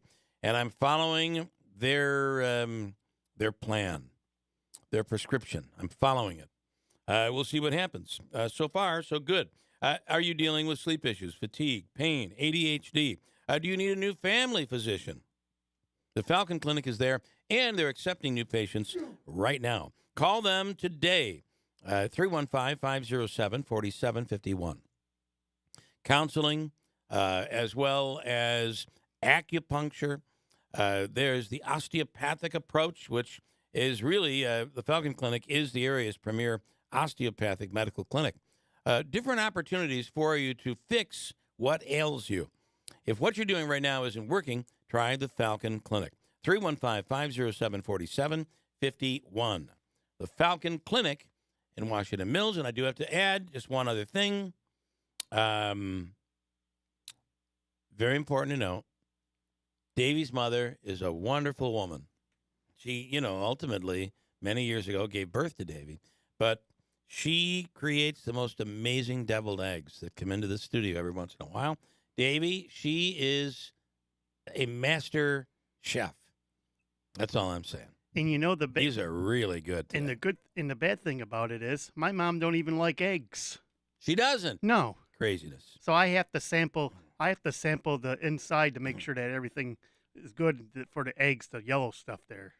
The yellow stuff. I don't know what it is. Yeah, me either. Yeah, what do you know? Okay, Davey, thank you. You're Just welcome. let her know. Really, really good. Before we break for news, Mohawk Valley Crime Stoppers Wanted Person of the Week. Detective Shane Roylo is with the Rome PD, and it's on the line right now. Shane, Detective, I hope I got your name right. Close. Riolo. Riolo. Riolo. I will remember that until I forget it, but I won't. All right. Let's. So it's up on our website right now. The Mohawk Valley Crime Stoppers Wanted Person of the Week. Who is Rome PD looking for right now?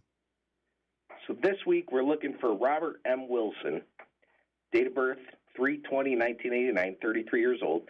about 5'11", 200 pounds. Robert Wilson's wanted by this department for several warrants out of Rome City Court. Wilson's wanted on an arrest warrant for criminal contempt first, endangering the welfare of a child, and harassment second. Charges stem from a physical domestic dispute that occurred in February this year. He's also wanted on a bench warrant for criminal obstruction of breathing, 2 counts of criminal mischief fourth, and harassment second. Disorderly conduct. These charges also stem from another physical domestic dispute in May of 2019. All right. Mr. Wilson is also wanted by the Oneida County Sheriff's Department on 2 separate warrants for family court offenses. So it's all up there on the website, WIBX950.com. If you see and have any information on where this person is, on this person's whereabouts, contact Rome Police or go directly through Mohawk Valley Crime Stoppers, which is completely 100% anonymous.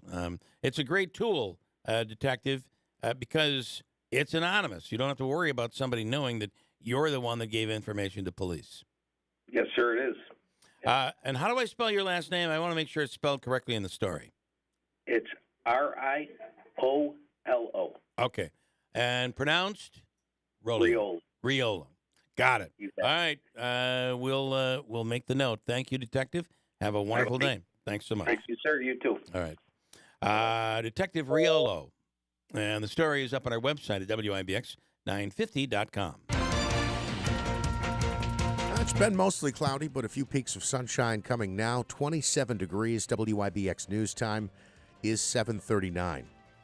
A special grand jury in Georgia reportedly heard a recording of former President Trump trying to get the state's House Speaker to hold a special legislative session to overturn Biden's 2020 victory.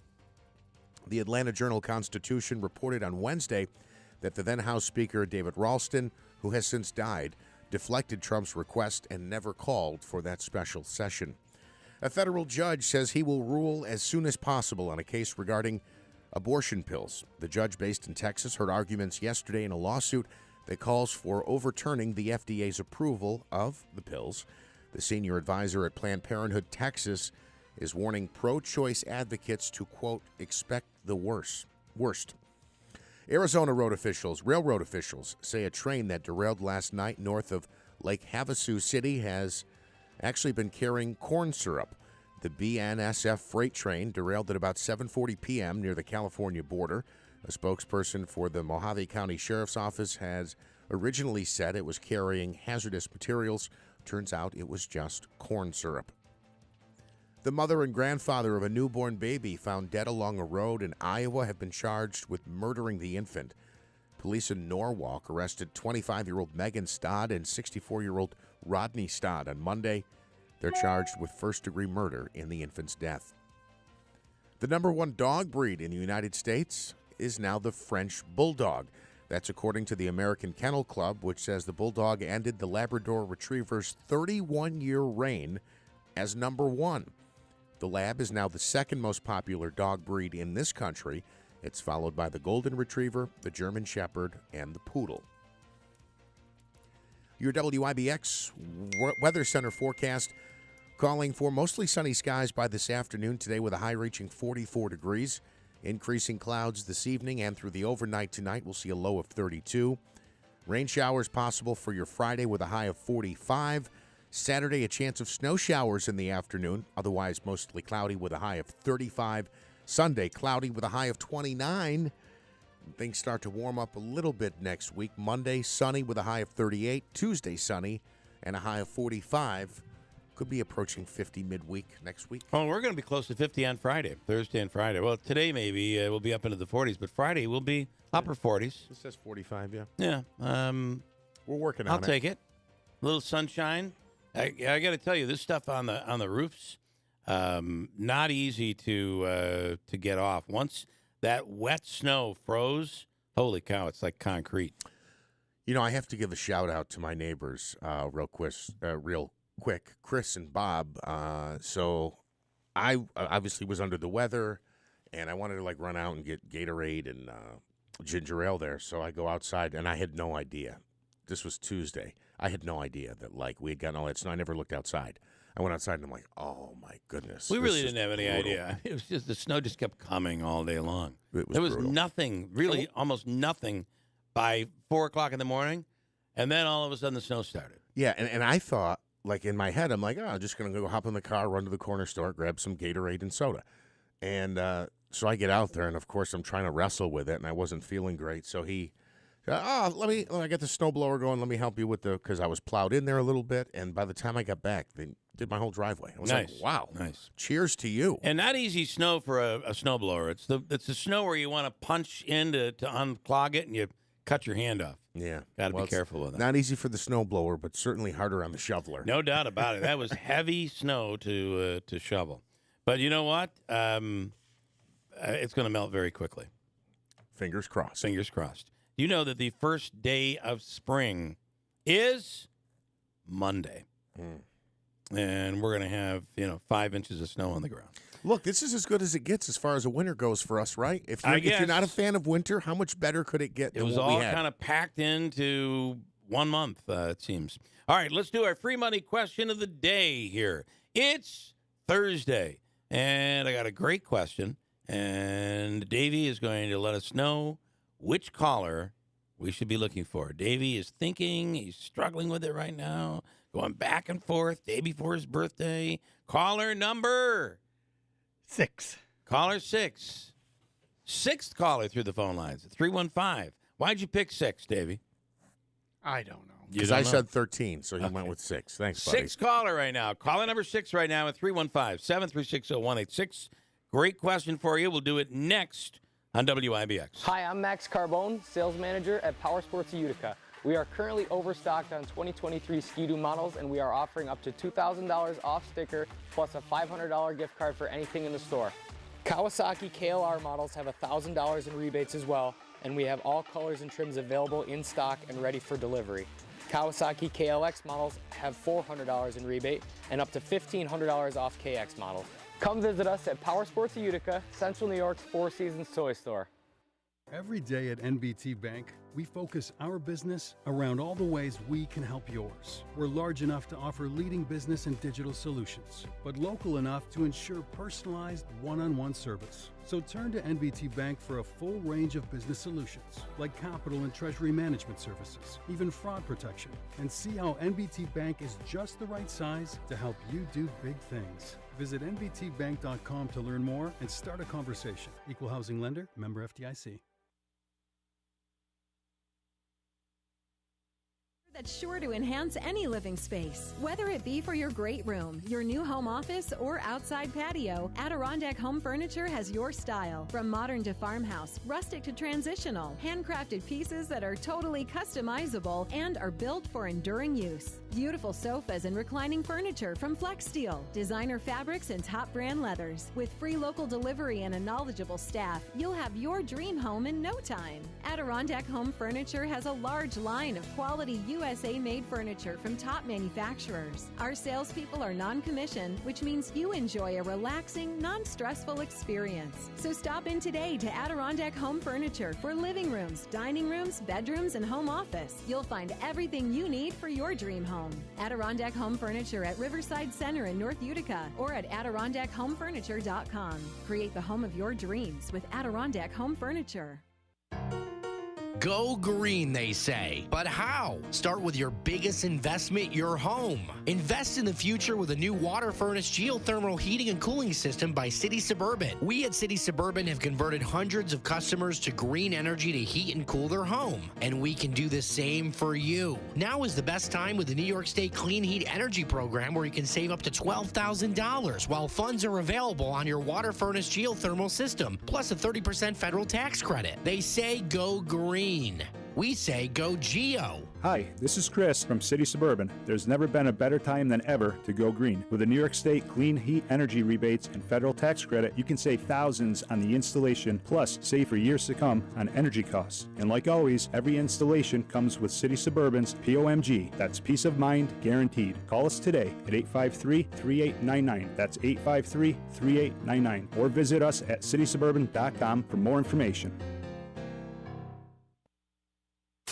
WIBX 950 and 106.9 FM. This is Keeler. All right, it's Thursday morning. Tomorrow morning, we'll have in studio from Fat Cats Comedy Club. He's the headliner at Fat Cats this weekend.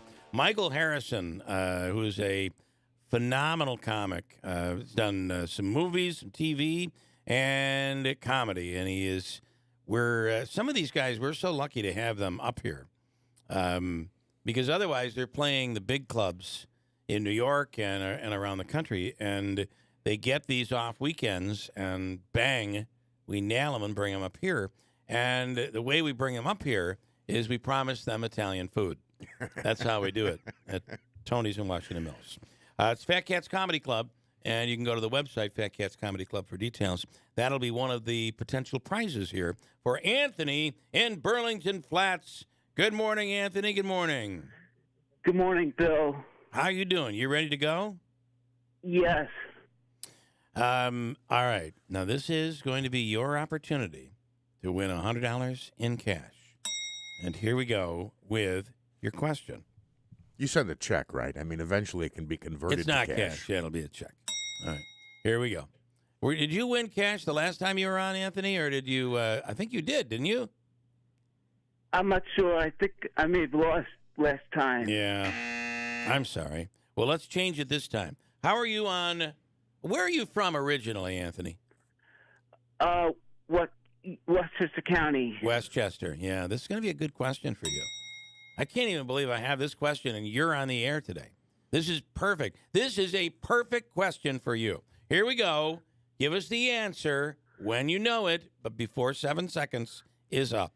Here it is. What? Are you ready, Anthony? Yes. Okay, here we go. What river separates Long Island from Manhattan and the mainland?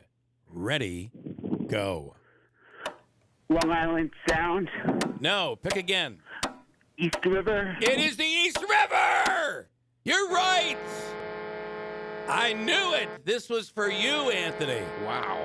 And what pleasure it gives me to be able to give away Hobica's money.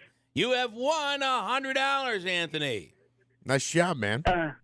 Thank you. The East River. You know, you asked somebody from upstate that question, they probably would have no idea.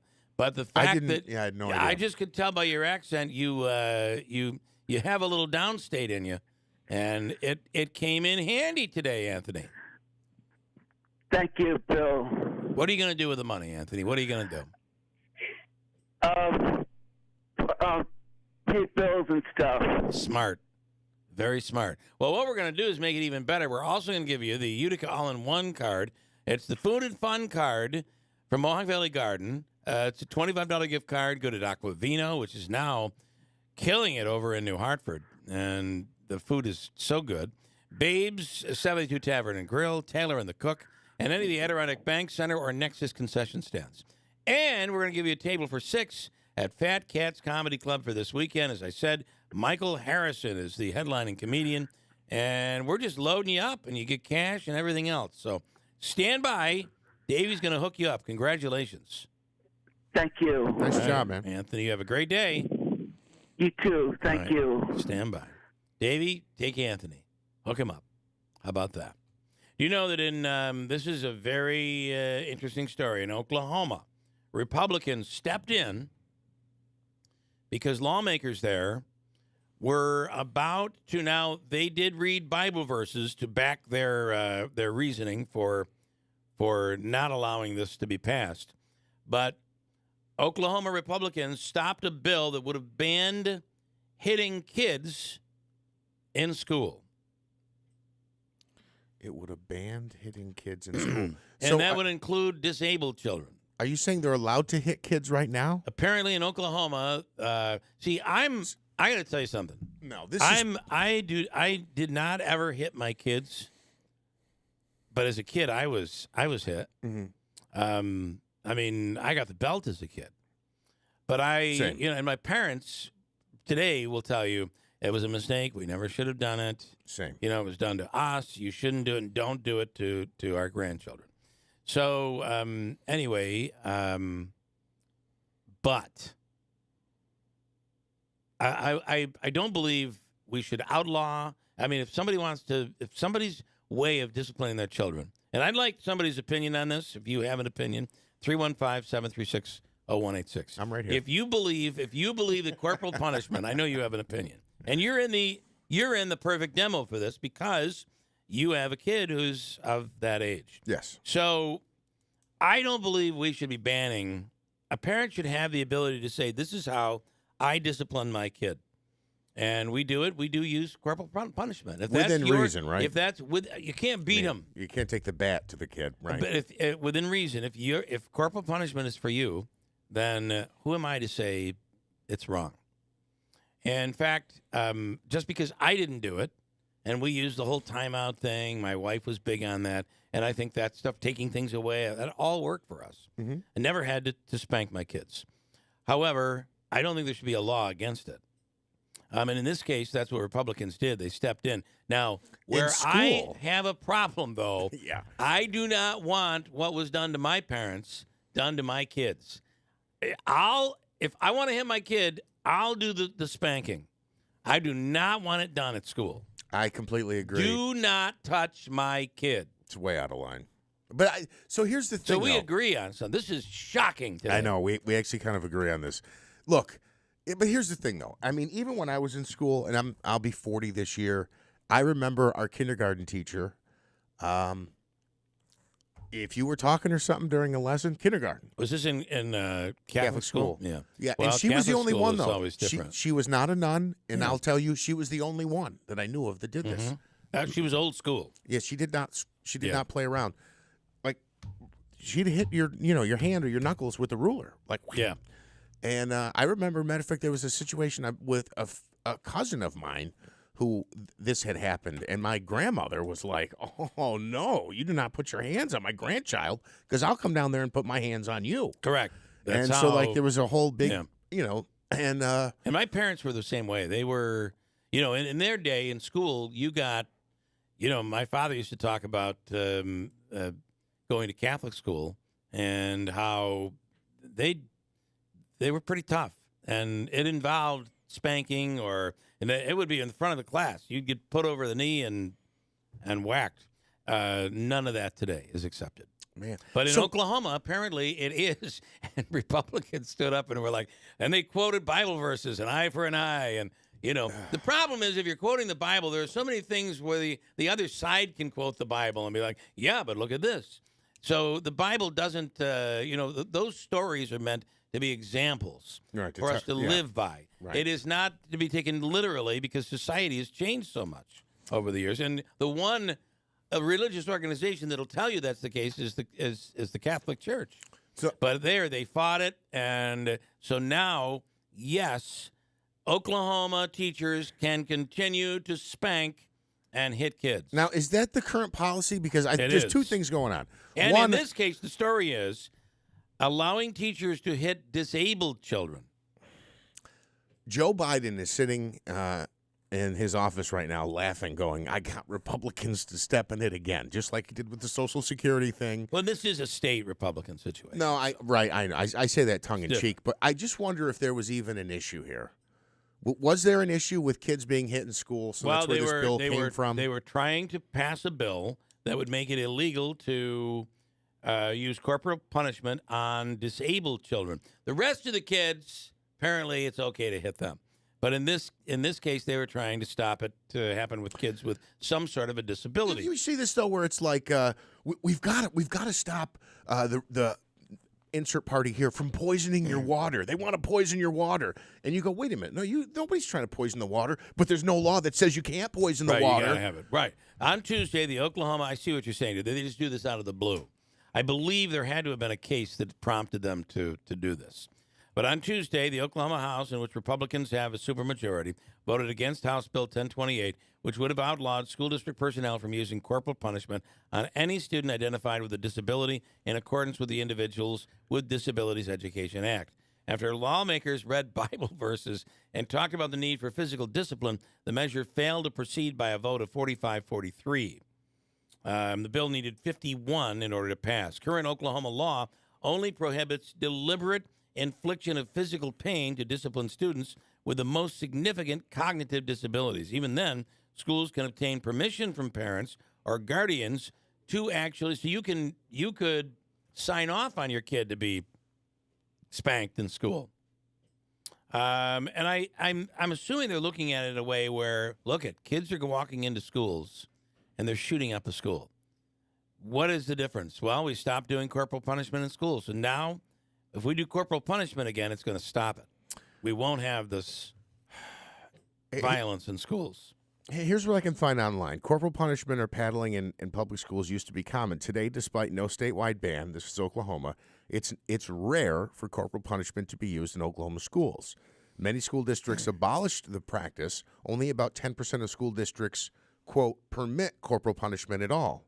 However, in the year 2000, the U.S. Department of Education Office for Civil Rights estimated 17,764 students in Oklahoma were subjected to corporal punishment at school. That blows my mind. Here's the argument. This is what one of the representatives in their house said as the debate was going on the floor.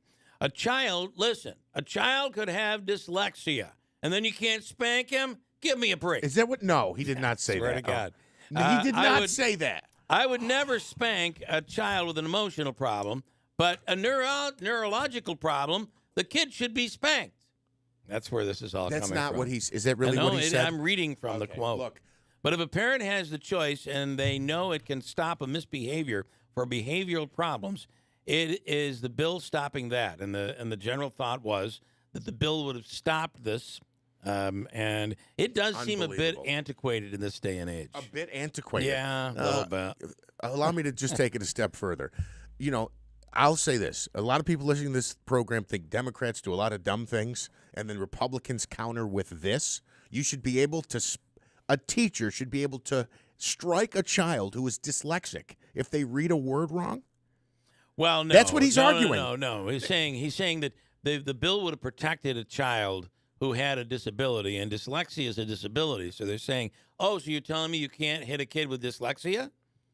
So the kid acts right. It's not because they're hitting him, because he's I thought that's what he was arguing. I thought it was 69. It was 96. Bang! I thought that's what you were saying. He was arguing. No. What he was arguing is just what I said. He was arguing that kid would be... We couldn't spank that kid. So that's why they voted it down. I just find this to be an unbelievable argument that they may have been having back in like 1930. But we're having it in Oklahoma this year. WIBX Utica Rome. See how it happened. I'm Dave Anthony, Fox News. The Air Force has released footage of how Russia took down that U.S. drone over the Black Sea. The video is about 40 seconds long. It shows the Russian Su-27, what U.S. forces call a flanker, came up from behind the Russian jet, seen dumping fuel, which appears to instantly vaporize after it hits the air. After one successful pass, here comes again, taking a second pass, what the Pentagon called recklessly approaching, and the collision taking place, and the drone was destroyed. Fox's Lucas Tomlinson. Republican Congressman August Pfluger, a former fighter pilot, just told Fox it was a brazen act by Russia. These drones only maneuver at 30 to 40 degrees. It's obvious that this was on purpose. Russia's trying to retrieve the drone that's now thousands of feet underwater, but the U.S.'s top general says they won't get much. They've taken action to protect any U.S. intelligence. Another freight train went off the tracks, this time in northern Arizona near the California border.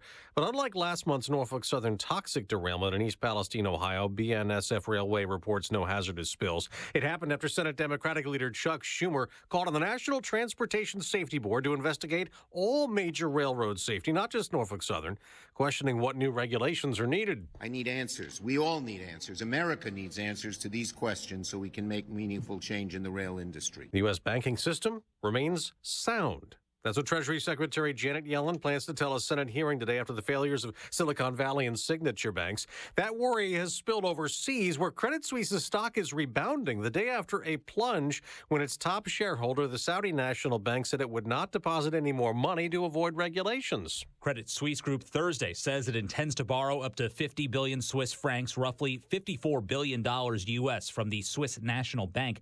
Credit Suisse says the move is a decisive action to boost its liquidity. That's Fox's Matt Napolitano. America's listening to Fox News. America vowed to never forget 9/11, but those words require action. The Tunnel to Towers Foundation has over 80 runs, walks, and climbs across the country every year, plus dozens of more golf outings and barbecues. There are so many ways that you can take part. Register for an event in your area or volunteer to start one. Do good and never forget the sacrifices of America's heroes. Donate $11 a month to Tunnel to Towers at T2T.org. That's T2T.org. If I could be you, and you could be me for just 1 hour, if you could find a way to get inside each other's mind, walk a mile in my shoes. Walk a mile in my shoes. Walk a mile in my shoes. We've all felt left out, and for some, that feeling lasts more than a moment. We can change that. Learn how at belongingbeginswithus.org.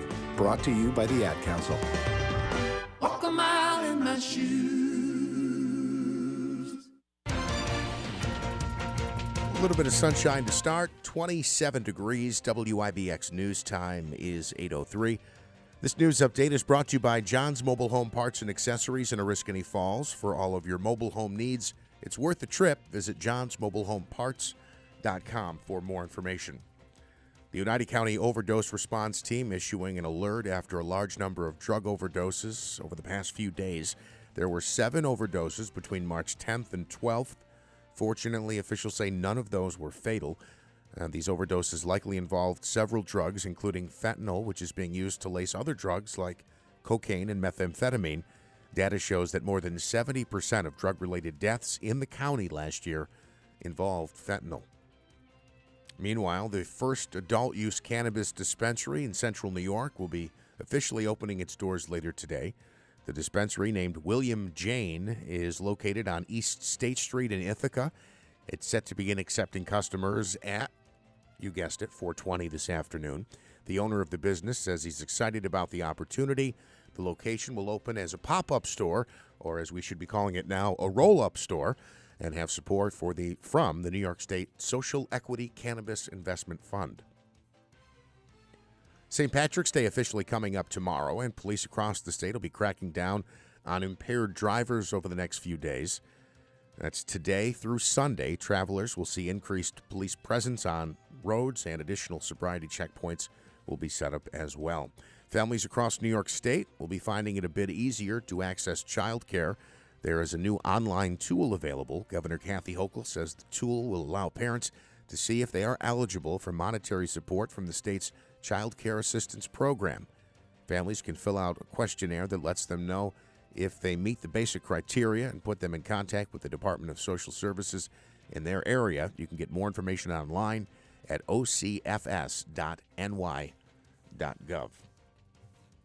And one more with the college tournament coming up today. NCAA March Madness beginning today, I should say. There are 8 teams taking part in the NCAA men's tournament in Albany.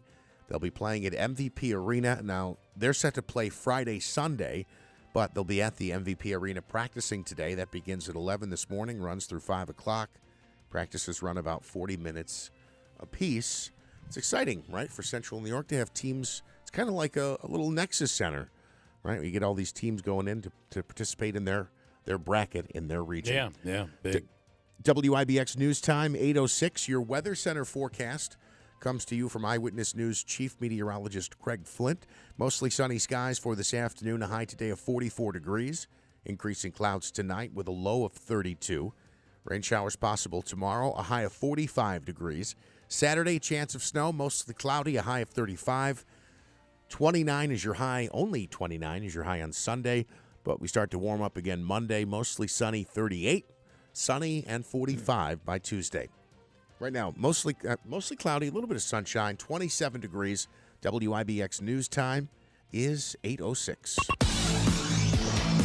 All right, from the IBEW Local 43 Sports Desk, John in Bridgewater, I'm sorry, but I have to do sports. And let's start with, if we could, Aaron Rodgers says he'll play football and continue to play football, but he wants to do it in New York with the Jets. It's the money. He exclusively told the Pat McAfee show that his intention since Friday has been to play for the New York Jets. He had his moment of darkness, and he came out of it with a vision, And I believe it includes some players, too, that in free agency, Davey, that Rodgers wants the Jets to pick up, right? Yeah, Reggie Cobb, Odell Beckham Jr., and they already got one of his star receivers from last year. They signed him to a 4-year deal. In the NHL, the Islanders snap a skid with a win in Anaheim. 6-3 is the final. Rangers host the Penguins tonight. The Devils host the Lightning for a rematch tonight. Their 3-game homestand comes to an end this evening in New Jersey. In the NBA, the Nets host the Kings tonight. I should say that this week is a big week for local sports. New Hartford will be playing in the state tournament. Belleville over the Comets yesterday 4-3. Tonight, Colgate at 7:25. The Colgate Red Raiders will take on Texas. And it's a game where Colgate is the underdog by 13.5 points.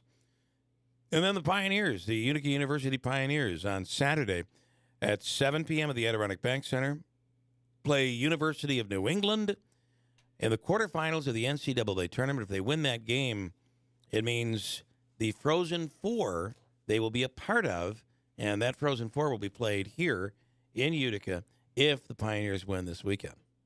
So big stuff happening this week. Yes, it's that time of year. After the and, Super of Bowl. course, NCAA tournament underway at noon today. After the Super Bowl, which I love that they kicked it back another week, you get like a little lull, at least for a big sports fan. There's like that 3 weeks of nothing. Can I give you this story? We're talking about punishment and what Oklahoma was doing. A Palm Coast father was arrested. Now, this story goes back a ways, couple of years. I believe back to 2019. A Palm Coast father was arrested and ordered by the state to stop corporal punishment. This is in Florida, which surprises me. After he spanked with a belt his 10-year-old son because his son lied about high school grades. State child welfare officials visited the family's Palm Coast home on Tuesday, ordering the father to no longer discipline the 10-year-old boy with corporal punishment. I'm not sure how the authorities found out, but it was somehow reported. Interestingly, deputies took Ramon Pardo, a 45-year-old, into custody on Tuesday. He now faces a third-degree felony charge. He was released from the county jail Wednesday morning without bail because he was spanking his kid with a belt. Now,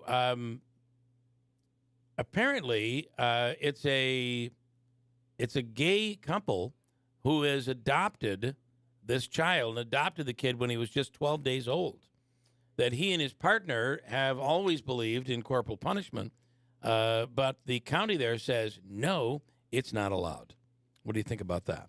Well, so are you telling me it's allowed in school, but it's not allowed for the parents? Well, you're talking about Oklahoma versus Florida here. Each state is different. Okay, and the fact that it's a gay couple, does that have anything to do with it? I don't think it has anything to do with it. I think it's just surprising that people would think that it's, when you hear that story, you're automatically thinking, a guy and his wife, the man's former military, he believes in corporal punishment. Turns out it's not that this would be that's why you can't stereotype people. That's why I think it's, while it's not relevant to the story, I think it's an interesting aside on the story. Just my take. It is interesting. So, and what could the father be faced with? Do we know? Well, he was facing charges. I got to find it back here in the story, but he went to he had to post bail.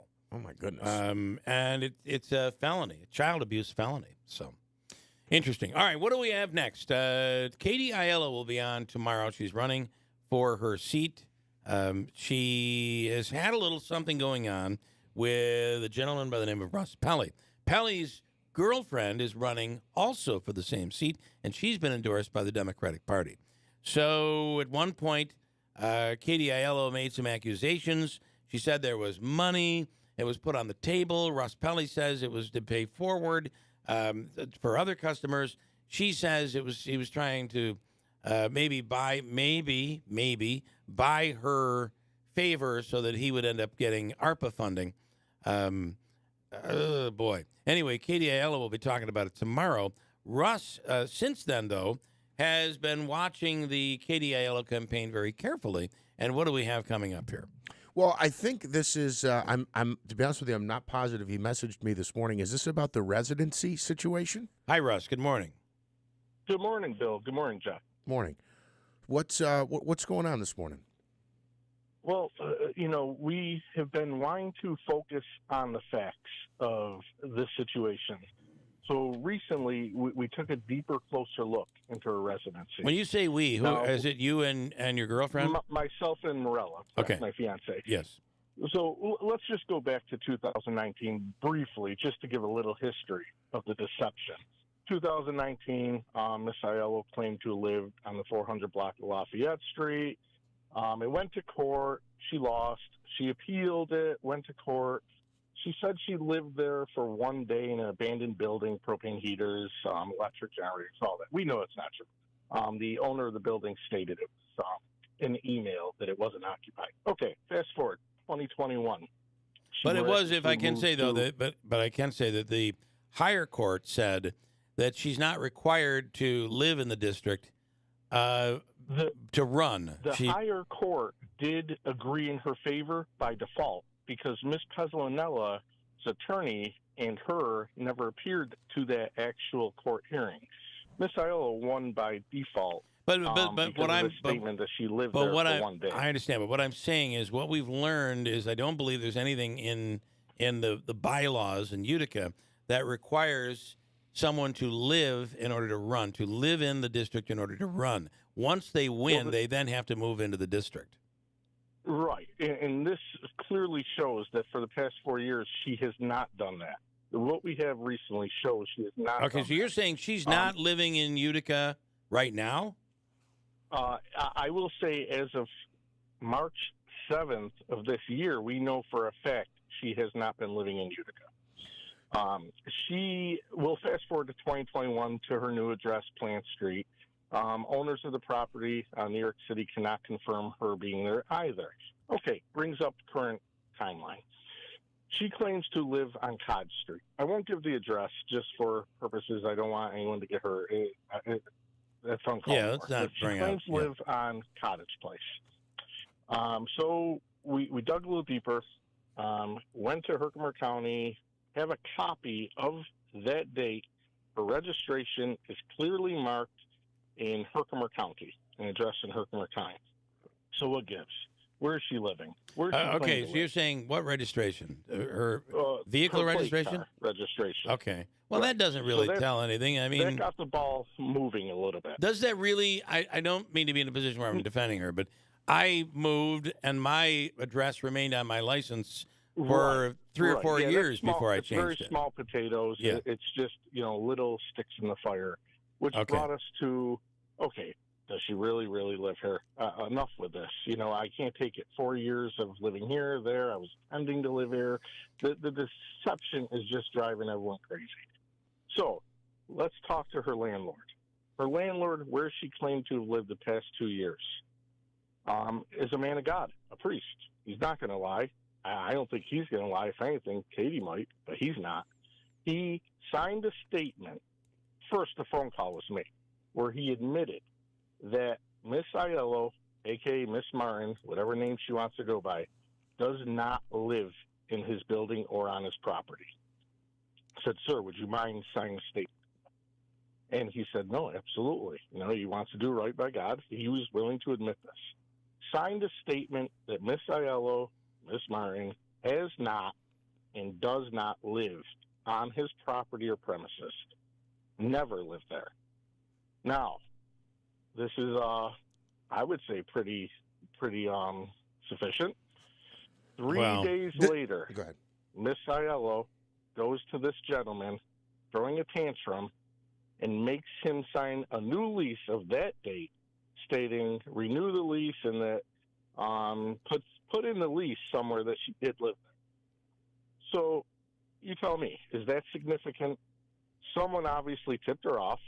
She went there, threw a fit, because she knows she's in hot water now. She knows what's going to happen next. So really, at what point do the voters of Utica say enough's enough? All right, so, hold on. Let me ask you a question, Russ. Hang on. So you said the landlord signed this document that says she doesn't live there. Does the landlord live there? The landlord owns 2 properties. On this property, there are 2 buildings, and he lives at one of them. Okay. So, yes. And when you say she went there and you said she threw a tantrum and made him sign a document that says that she does live there. Correct. Okay. But hold on. No, stating that she did live there and she needs a renewed lease. So that new renewed lease is 3 days after a statement that he made and signed that she does not live there. So I guess the question would be, and we'll talk to her tomorrow, but where does she get her mail? She gets her mail delivered to 171 Genesee Street, which is her business. Okay. I guess. So your claim here is that she is on the Common Council, but she does not live in Utica. Absolutely, I'm claiming that. I'm stating it per fact. She has been on the Common Council for 4 years. This has been going on. 4 years, the voters of Utica have been deceived and defrauded with her lies. And all she keeps doing is twisting it and making it fit her agenda. Going on TikTok, getting likes, getting everything that she loves doing. The voters of Utica have had enough. There are no bribes. There is no nothing. She's not liked. We see through the lies, and we had it. The game is up for her. All right, well, we're going to have her on tomorrow. Can I just one quick follow-up question? Are you aware of an investigation involving the DA's office to verify her address? I will say from my knowledge, there was in the past, and I cannot say if it's been reopened recently. Okay. I do not know. I'm guessing with new information out there, it might be. The DA's office takes things like this very seriously. So if they are, I wouldn't be the person to ask right now because I truly don't know if they are 100% reopening it right now. Okay. I appreciate the information. And so she'll be on tomorrow at 7:15. So let's see what happens tomorrow. All right. Tell her I'll buy her a coffee too. Have a great one, guys. Okay. All right. Russ Pelly. Now it's interesting. They've raised this issue a couple times. I say he's raised this issue a couple I understand, times. but at this point, though, this is getting. If you're the voter, aren't you just? Isn't this frustrating? I think you're it is. a voter. I mean, and we wonder why we don't. We wonder why we don't get people that out to vote.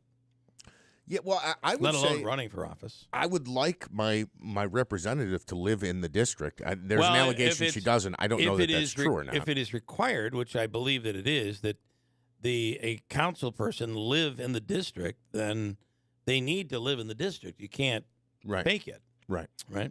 And for the DA's office to look into it, obviously it's a serious thing. But just for the record, I think a parent, if you have a kid that's gone off to college.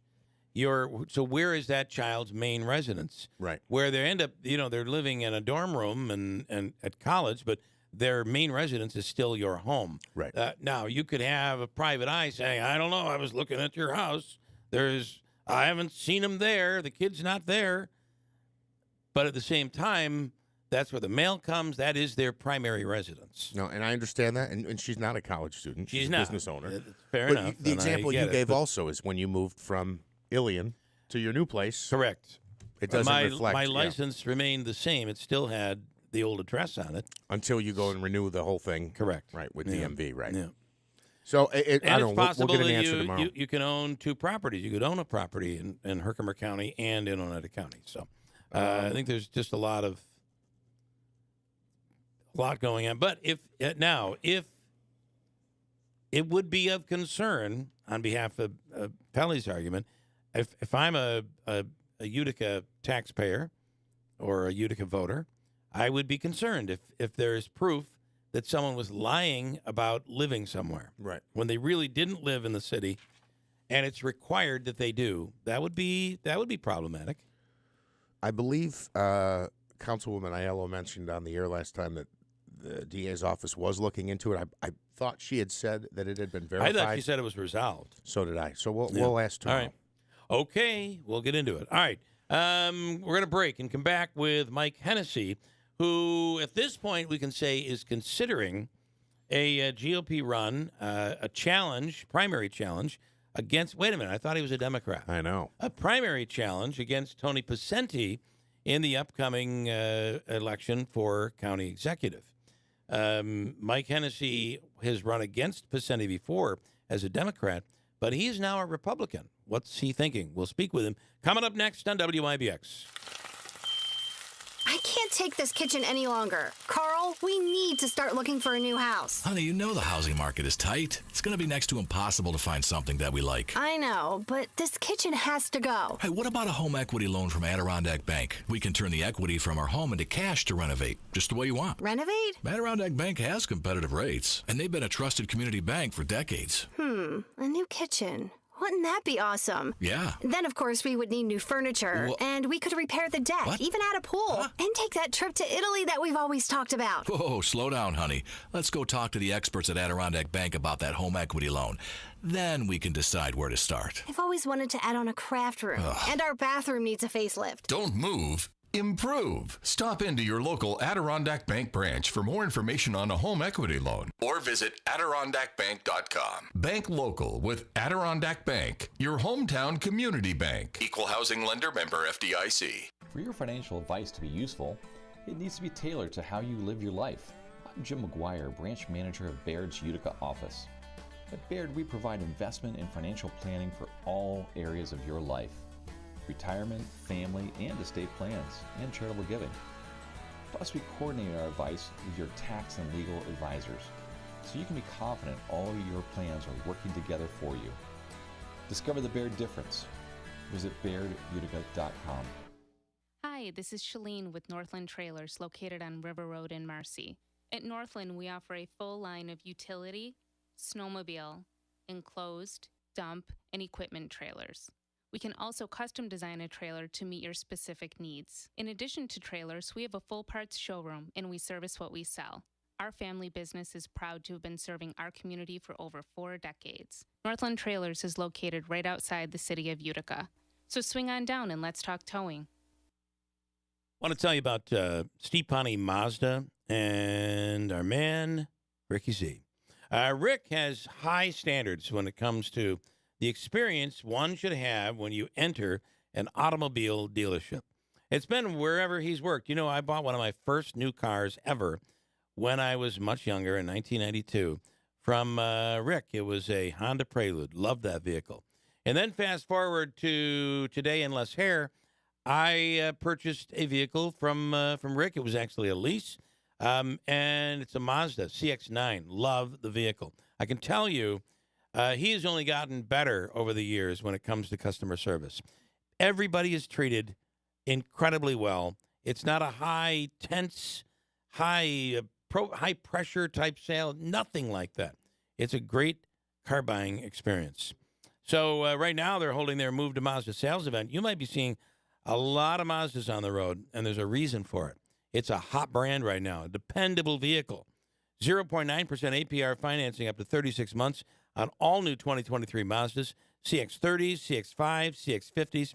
And if you've been noticing these Mazdas driving by you, maybe it's time to join the group. It's the Move to Mazda sales event from the dealership that's achieved first place nationally in customer satisfaction. Steve Ponte Mazda, Commercial Drive in Yorkville. WIBX 950 and 106.9 FM. This is Keeler. All right, coming up is Mike Hennessy. Before we get there, though, Marella Pekmez is the girlfriend of Russ Pelly. I'm trying to get all this straight. Fiance. She is running for fiance, is what it is? Yeah. She is running for the council seat that's currently held by Katie Aiello, and she has the Democratic nomination. Marella, thanks for coming on. Good morning. Good morning. How are you? So I can say fiance, not girlfriend. Either or. It's fine, okay. honestly. All right. Okay. You've called back because you're saying that Russ may have not gotten everything correctly, and you want to set the record straight. Correct.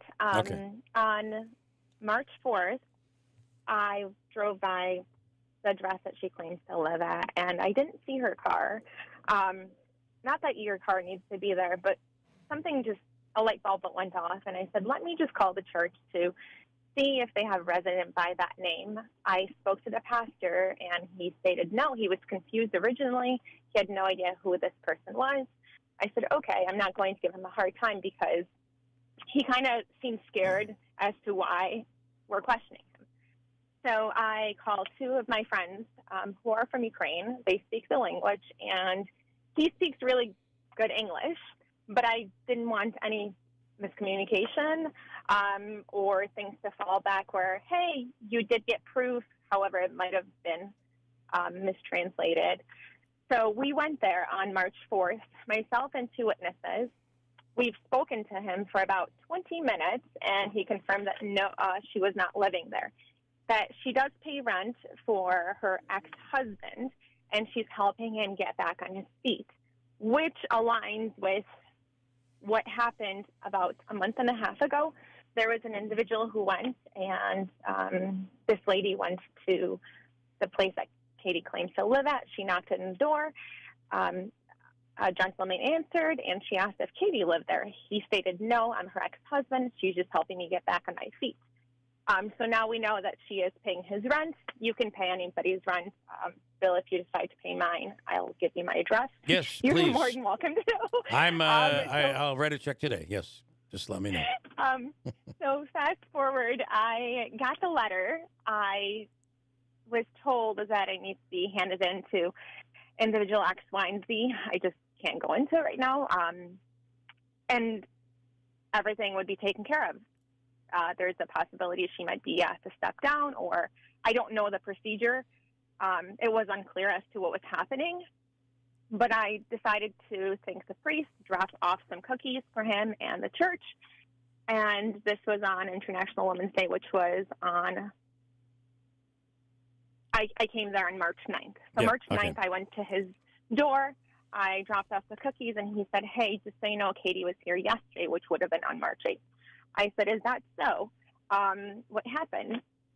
She asked him to modify the lease to put her name on it, and he signed it because she is paying it. There was a conversation about, well, if I'm paying it, I want to be on it. But he knows the backstory. However, he also doesn't want to lose out on rent. The rent doesn't go directly to him. It goes to Syracuse Theocracies, from what he told me. Okay. So the word that was added into the lease were continually, and then her name as being a resident on there. Okay. But he also gave me his information, his cell phone number, if anybody from the committee or if this gets escalated, needs to have a conversation of chain of events that went on. How it went down, yeah. Exactly. However, nobody has contacted the priest.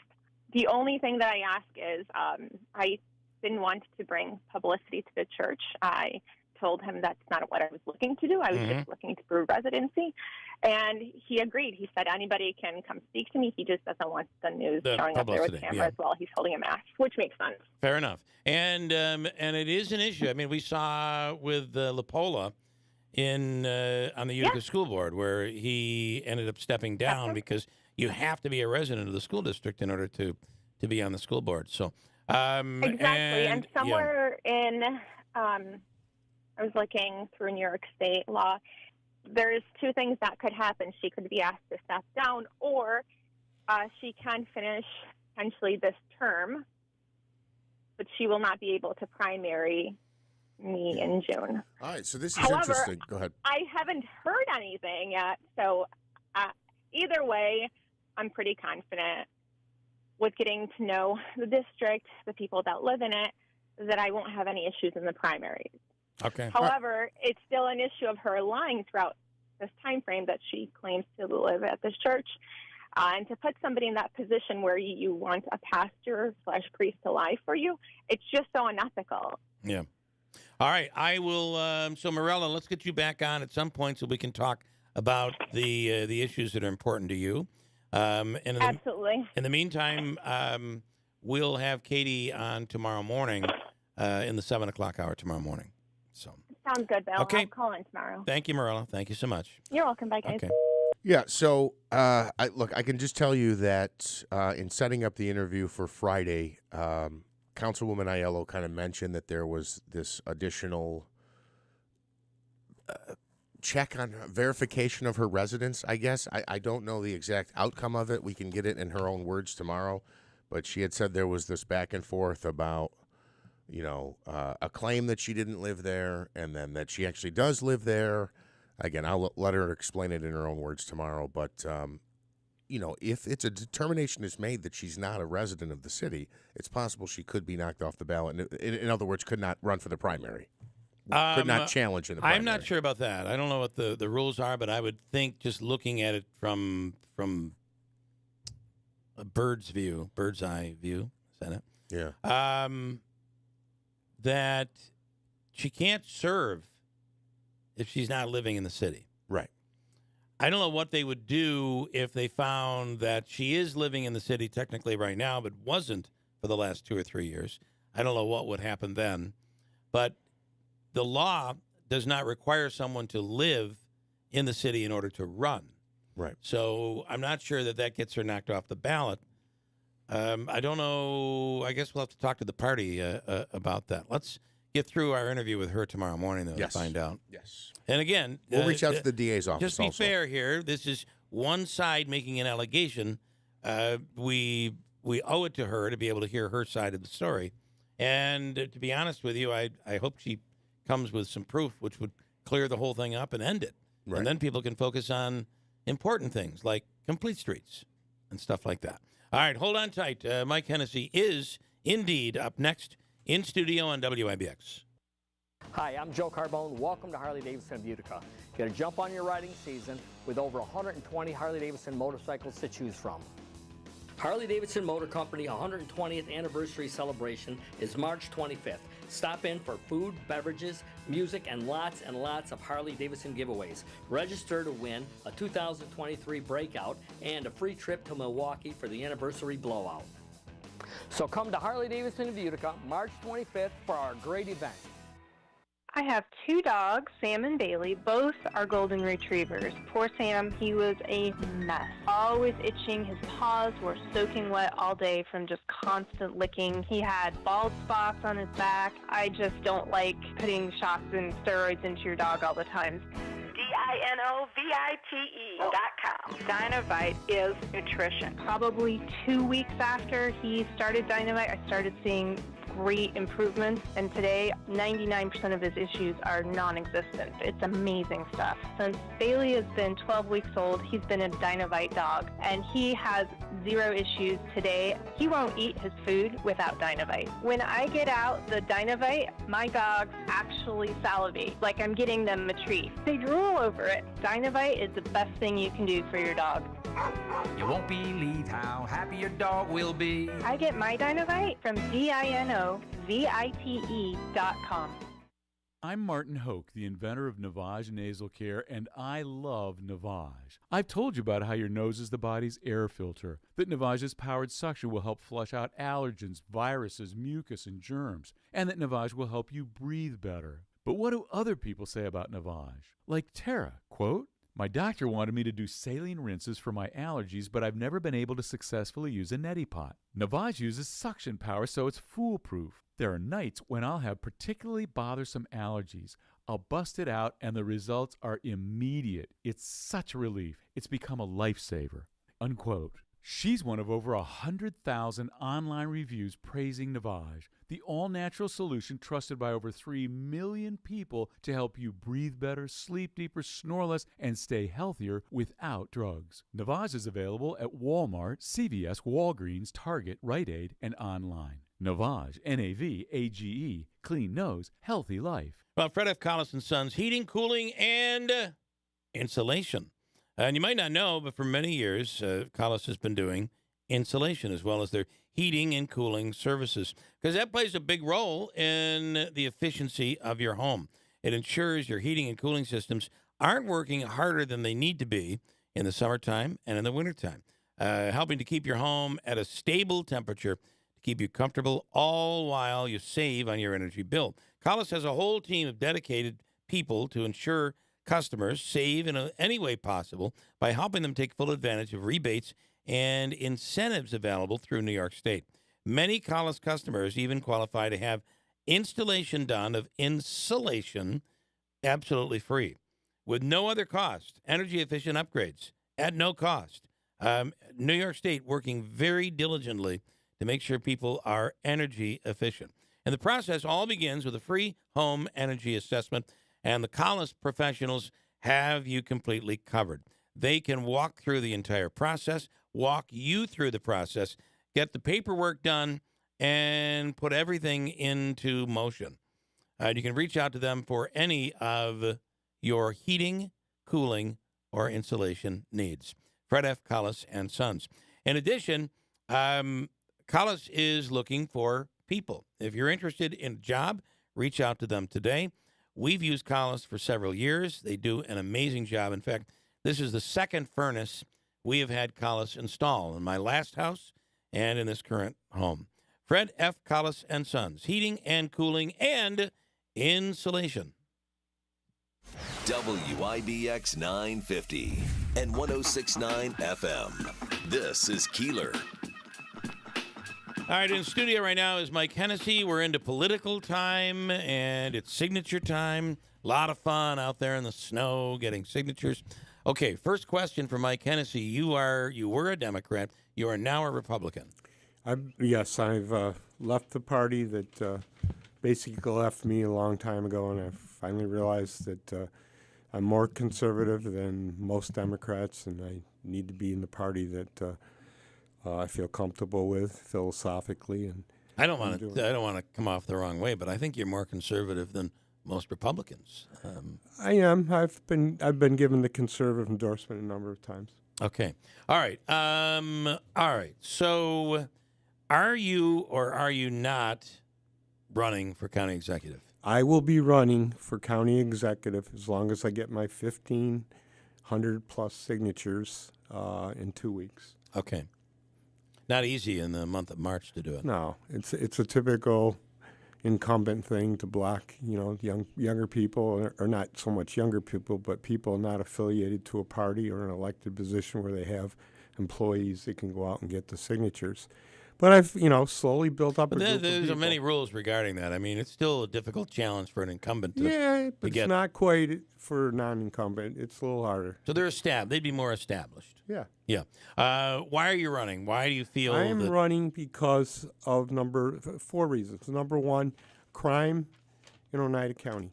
And yes, I'm not the sheriff, and nor will I ever be. But I believe that the county executive is the CEO of the county. And when areas are not working to the benefit of the taxpayers of Oneida County, he must show leadership, and I'm going to do that. I should have brought the paper from the Rome paper yesterday. They print out the crime that occurred from the night before, and it's always a full page. And they don't show the Friday and Saturdays because it's the weekend, and they don't print until Tuesday. So I wonder how much worse the numbers are that I see. Do you blame, I know you're blaming the county executive, but isn't the county executive out along with the sheriff and along with, I know Mayor Izzo, I'm not sure where Palmieri is on this, but I know Chief Williams has been fighting this as well, that all of these reforms that have been made in Albany have just made it that much more difficult for law enforcement. Yes, I agree with that sentiment, but more importantly, I think that we need to bring all the police departments in Oneida County, and there's so many, into one room, talk about their areas, talk about their issues after we have the statistics in front of us, and start to make a plan for Oneida County. Does that mean putting sheriff's cars in certain parts of the city of Utica or Rome? That may be a possibility. And I think that's currently being done. Well, there is an agreement, and that may be an agreement between Sheriff Mashel and Chief Williams, but Oneida County does already service the city of Utica. Well, they may very well need more service, so we're going to find that out. Number two is economic development. I've shared a piece that was put in the Rome paper that Wolfspeed picks North Carolina for site to supply the Marcy facility. So we're not getting the 1,000 jobs. We're never going to get those 800 jobs that came up in my campaign, late in the campaign, the month or so before, and we knew we weren't going to win at that point in time. WKTV announcers were saying it was the best thing that ever happened to Oneida County. When you have that sentiment through the media, it's hard to fight through it, so we just went along with it.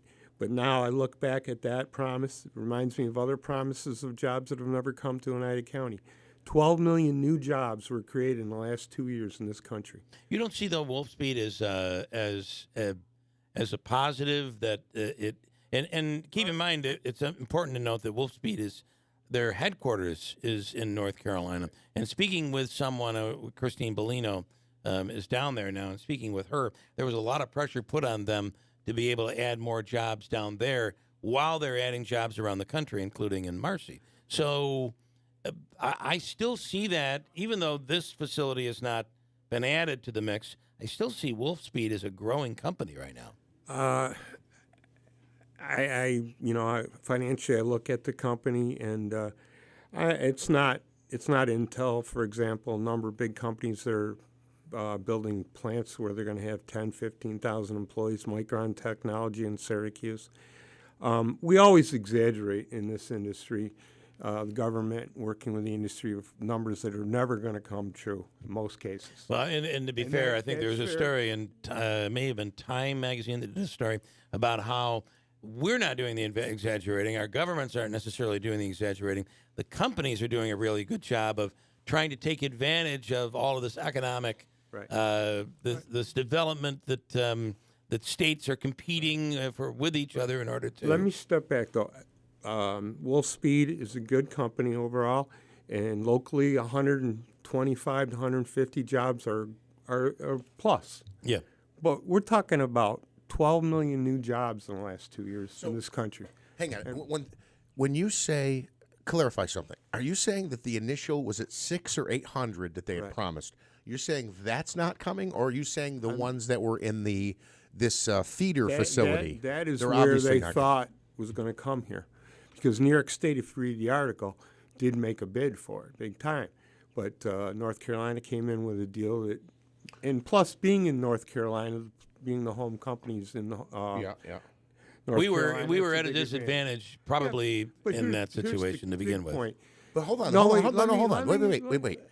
But what he's saying, though, is what they announced and what they promised here is not coming here. That's what he's saying right now. But if they've only promised 350 jobs, it was like 600 over 8 years. But that, I think, is still planned. That's still planned for here. That's what I'm trying to understand. Are you saying we're only getting 200? You're talking about 3,000 jobs that are coming with this facility. The headline says, is supplying to Marcy facility, this new North Carolina operation. Those were part of the jobs that they were talking about. And but those 600 jobs are still part of the promise that Wolfspeed has claimed that are going to happen here. But even 600 isn't going to change our world, right? I mean, 3,000 jobs would be 600 jobs is 3 times as much as what we're going to. So you don't believe the 600 jobs are going to happen, and right now they're over. We have a record of always over exaggerating. But right now, I don't think that's much of an exaggeration. Right now, we're over 350 jobs. They're ahead of schedule on the number of employees they said they'd have at this point. Go up to the place and count the cars. That's the way people can judge how many employees are working in there. I understand, but when a company says I've had people who were when a company's guards in there laughing when we talked about the jobs. But the company's telling us otherwise. Okay, well, we'll see. And also in a day, I believe there'll be another announcement sometime in this primary period because he's going to need it. In this day and age of people working remotely, counting cars isn't completely accurate, but. So you're saying that nature, most of those jobs are right in this facility. So you're saying that Wolfspeed is lying about the number of people that they have employed there. I'm saying that they don't have 300. Well, then you're saying they're lying. I don't use that word. I just say that they're not there. Okay. Right. So our next step will be, of course, to get Wolfspeed on. And they're going to say whatever they want to say. Listen. So we will not believe what they say? We shouldn't believe what they say? Can I just say something, though? When the announcement was made, I understand things have changed in COVID, et cetera. But it was the thought that we were getting 600 or more jobs here. And I'm saying that is still what they are promising. If you're saying it's remote and everything, like I'm not saying they're remote. I'm not saying. Okay. He's counting cars in the parking lot, and I'm saying that is not an absolute. Counting cars in a parking lot in today's world, that's not an absolute. I agree. That's all I'm saying. I do not know how many people are working up there. Again, I'm saying Wolf Speed says they're over their initial target and that they plan to have 600 people there. And you're saying don't believe them when they say that. I'm saying that we have a track record here in Mohawk Valley where we overpromise on the jobs. So our next step is to get Wolf Speed on and say there's a candidate saying you're not telling necessarily the true picture. That's what we have to do. That I challenge those numbers. Okay. You know, and again, when you laugh at counting cars, that's how they used to. I'm not laughing at counting cars. I'm just telling you that today, in today's world, especially in the tech world, counting cars isn't necessarily as accurate as it might have been 20 years ago or pre-COVID. Yes, but not in a technology company. Your employees are in the plant. All we know is they're claiming right. Shivani's people are inside the plant working. Fair enough. All we know is that what the company is claiming, you're challenging that, so we'll move forward on that. That's all I'm saying. The third reason I decided to run is the nonsense in the parties. The cross endorsements of candidates from the Republican side to the Democratic side, so that there's no Republican challenger. The sheriff from last year got a free ride because he endorsed Tony in my race, and Tony endorses him in his race, and keeps a gentleman has to go out and get 1,500 signatures to get on the ballot, and it's uphill for him from day one. This is not helping the voters of Oneida County, and the results show it. Now, Sheriff Mashel had an opponent. Yeah, and Mashel won by more than 80% of the vote. Yeah, how is that not fair? Because number one, he tried to get his own party's endorsement, and they would not endorse him. That's the crime here. You know, if you're going to be a Republican and you're running in a Republican primary, you should. I mean, you're running and you want to run against somebody, they should allow him, but they didn't. They blocked him at their party meeting. All right. So my point was. So you're saying even though the Republicans were happy with Sheriff Mashel, that they still should not have endorsed him. They should have been. If there's a Republican, they should. Voters can go vote for Mashel. What I'm saying is the party should not do that. Apparatus should not be doing that, and they're doing it all the time. There's no Democratic candidate against Vanessa, Mrs. Carbone. There's not a candidate for district attorney. I'm close on running out of time, but I'm saying though the other part of this is the Conservative Party, which you were just talking about being conservative, also endorsed Rob Mashel. Yeah, that was the party that's no longer. That is true. Have you talked about that on this show? We know we're trying to cover it up and carry people's water. I'm joking. I don't know. We have talked about it. Of course, we've talked about it.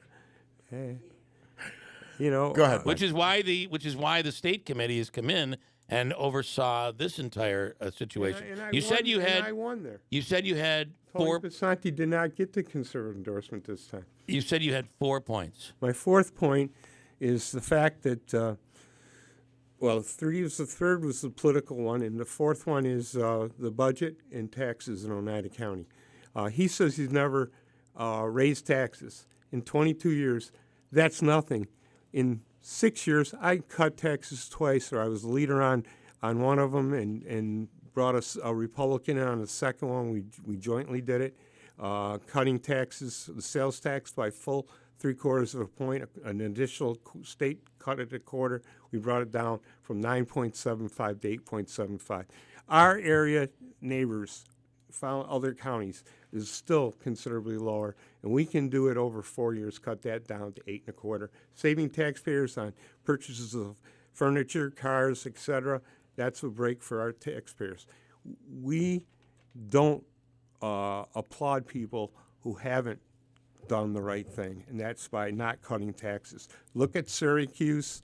Look at a lot of other communities that are cutting taxes. Yeah. Onondaga County, for example, 10%, I think it was. So I do want to go back to and I don't want this to seem that I'm arguing with you over Tony Passanti. to me, the argument... I haven't mentioned his name once. I understand. That's my point. The Wolf Speed thing, you can't just come in and say, I don't believe their numbers. And all I'm telling you is their numbers claim they're hitting that 600 mark that they promised. They're ahead of schedule when it comes to hiring. Well, let me finish. Yeah. And the only way for us to handle that is to tell you they're claiming differently than what you're saying. You're saying they're not being honest with us. And our next step would be what? Bring Wolf Speed in. And me in, same time. We'll try to do that. I'm not sure they would love that, but well, why not? Maybe you call in and maybe you come in. I don't know. We'll ask them if they're willing to do that. I hope you do. But I do think it's important to have them on the air and answer those questions. Why is the parking lot not full? You say there are 350 plus workers there. What's the deal? That's fine with me. I look forward to it. I look forward to debating my opponent. Hopefully you can arrange that. You did that the last time. I got to applaud you. The only media company that did that. We were supposed to have one on WKTV. I go up there after my last show here to find out what date we're filming it. And there was no debate. They said they canceled it. And then no one ever told me. They said, look at your phone. It wasn't on my phone. Yeah. You know, I mean, so you applaud WIBX and you guys for being fair and bringing not just me. I mean, you don't want to applaud me specifically. No, I said your show. You did. Listen, I just am uncomfortable with you being on the outside and having no exclusive information, Well, making you want another piece? Making those accusations against Wolf Speed. The security guards that were there, one of them told me exactly how many the count was. So you're saying there's someone inside that's giving you information? Well, he was a security guard there. He's Okay. no longer there. Maybe in the last month, there's only a short period he's been away, that it all of a sudden grew to 300 and some jobs. They're Okay. not 350 And jobs. you're saying that he and told... that's not bad if they have 150. I said they're quality jobs. That's great. But I don't see this ever getting up to 800 jobs, which is my number that they promised. I remember 600, but maybe it was 800. But so we now have so this changes, right? Your story. You have a security guard who's left there in the last 30 days who claims they're not telling the truth when it comes to the number of people who are working there. He didn't say that they're not telling the truth. It just hasn't happened yet. Okay. And there's a difference. I didn't think it was going to take 6-8 years. The building's built. It's a beautiful building. Why aren't the jobs there? Why are they supplying the product for Marcy? Well, they're not supplying anything right now because that's not built yet. The other thing is we're in the middle of a chip shortage and a supply shortage and COVID, which has probably slowed things down. It's a very important point. Quantum computing. Remember how you had somebody called in here and said it was a fake thing? Well, He did didn't you say see it was fake. The guy? No, he said it wouldn't work. He said what you said was not correct and it was And it was technical. 100% correct. I don't understand it, And, but you know, we're seeing an announcement by the governor and President Biden. Thank you. Being a Republican now, it's hard to say it. President Biden was in Poughkeepsie, New York, with quantum computing because IBM's down there, and IBM's going to develop it. Now, what you're we going need, down another road that I well, can't. it's a very important road. We should have been going for those jobs. But I was can't. laughed at. I can't. I had somebody calling the show saying I was Yeah. crazy. I'm sorry. I was right then, and we're going to get those jobs because I'm going to work with whoever I have Okay. to work. Fair enough. And we're also going to bring in the electric vehicle engines and work on that, and batteries, and then All right. Final, we're going to get you back in next week. I'd like you to come back next week. Pete Sobel is the head of the Republican Party, party chair, and before you go, wants to state something, and then I got to move on to John Decker. Pete, good morning. What do you want to say? Morning. I haven't got much time, and I know you don't either, but I want to set the record straight and make sure that the facts are clear. For the sheriff race last year, Scarchilli didn't come to me for an endorsement until after he changed his party, which was on March 21st, which was a month after we had already screened and endorsed candidates.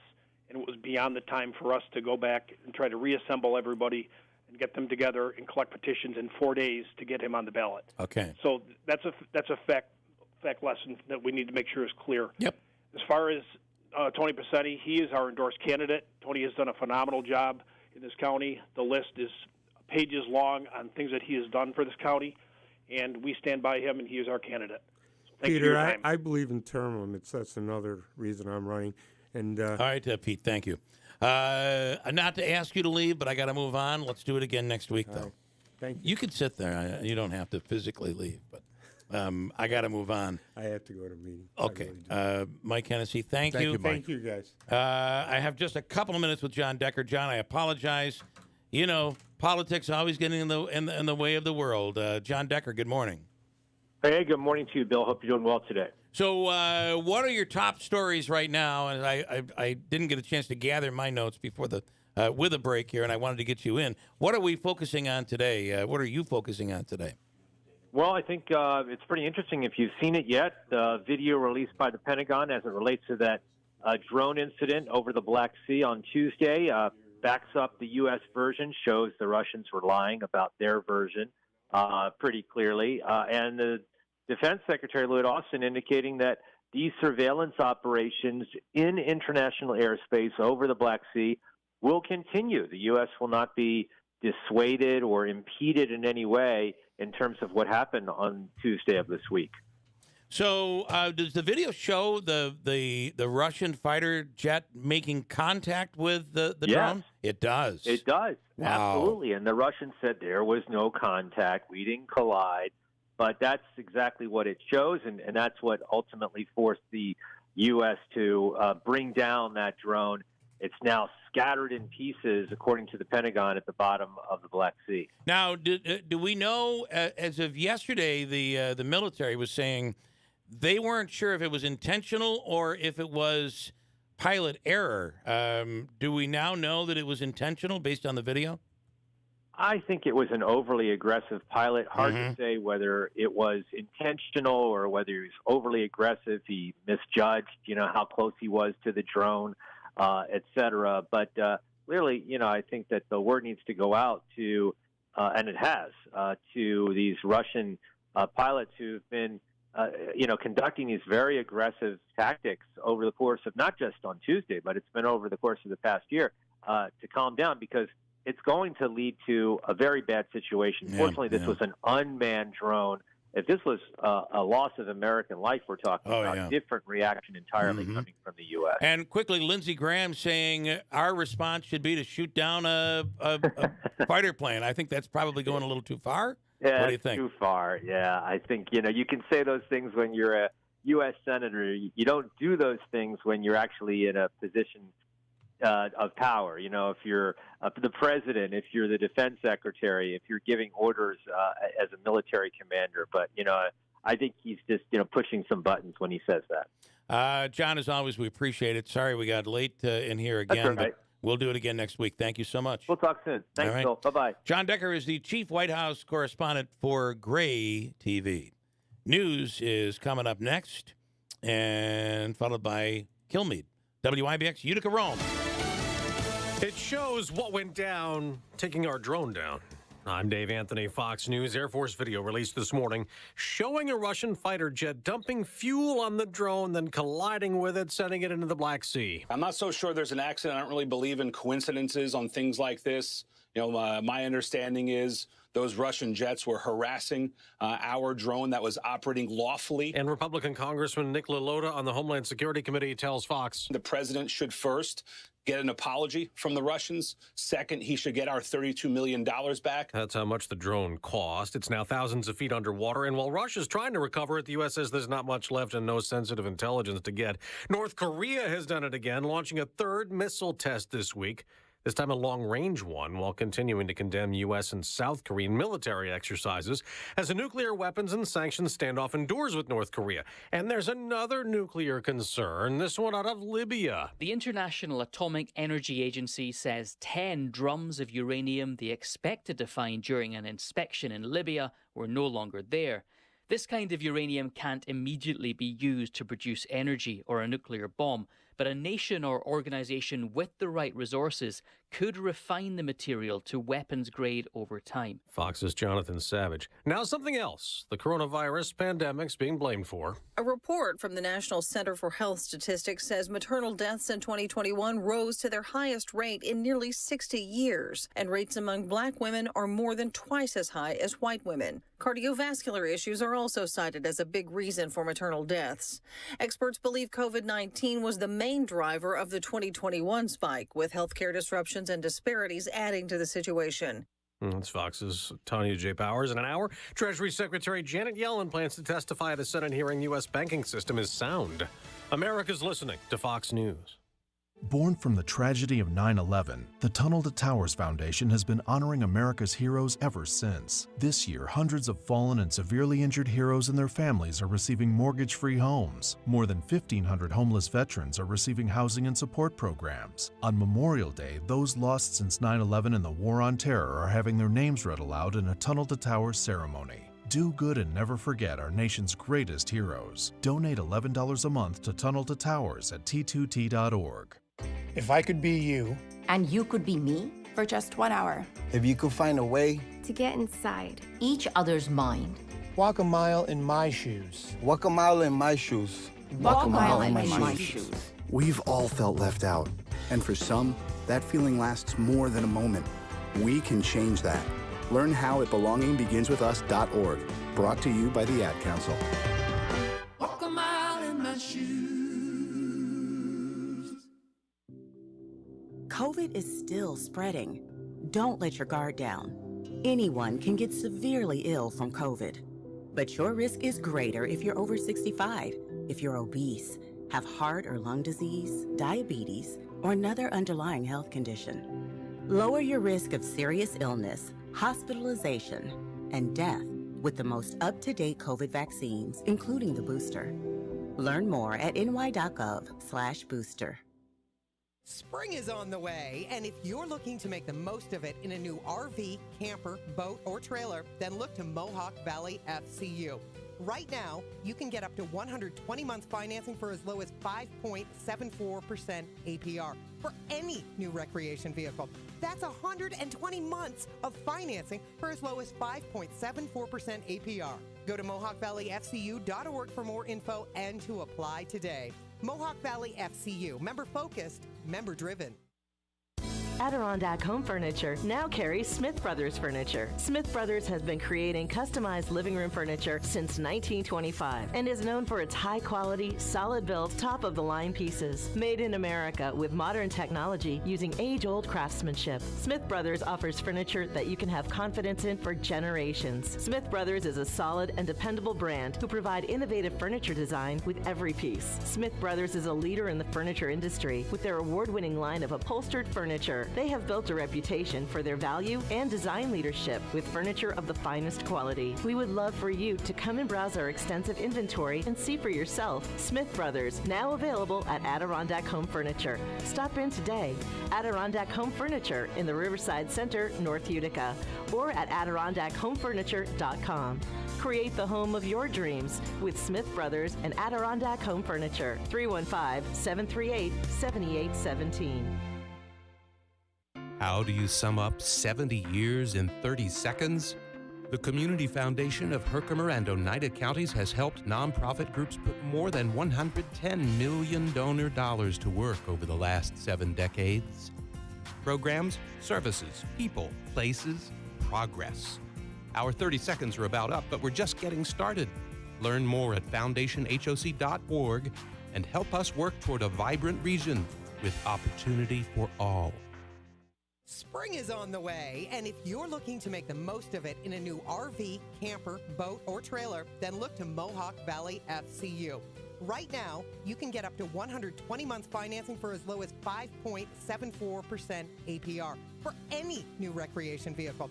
That's 120 months of financing for as low as 5.74% APR. Go to MohawkValleyFCU.org for more info and to apply today. Mohawk Valley FCU, member-focused, member-driven. For adults with moderate to severe plaque psoriasis who are candidates for systemic or phototherapy, now there's Skyrizi, Risankizumab Riza, a prescription-only 150 milligram injection. With Skyrizi, 3 out of 4 people achieve 90% clear skin at 4 months, and Skyrizi is just 4 doses a year after 2 starter doses. Nothing in me go hand in hand. Nothing on my skin, that's my new plan. Nothing is everyday. Don't use if allergic to Skyrizi. Serious allergic reactions and an increased risk of infections or a lower ability to fight them may occur. Before treatment, your doctor should check for infection and tuberculosis. Tell your doctor if you have an infection or symptoms, such as fever, sweats, chills, muscle aches, or cough, or if you plan to or recently received a vaccine. With Skyrizi, you could achieve 90% clearer skin. Ask your doctor about the #1 dermatologist prescribed biologic in psoriasis and visit skyrizi.com or call 1-866-SKYRIZI to learn more. Hi, I'm Max Carbone, sales manager at Power Sports Utica. We are currently overstocked on 2023 Ski-Doo models, and we are offering up to $2,000 off sticker plus a $500 gift card for anything in the store. Kawasaki KLR models have $1,000 in rebates as well, and we have all colors and trims available in stock and ready for delivery. Kawasaki KLX models have $400 in rebate and up to $1,500 off KX models. Come visit us at Power Sports Utica, Central New York's Four Seasons Toy Store.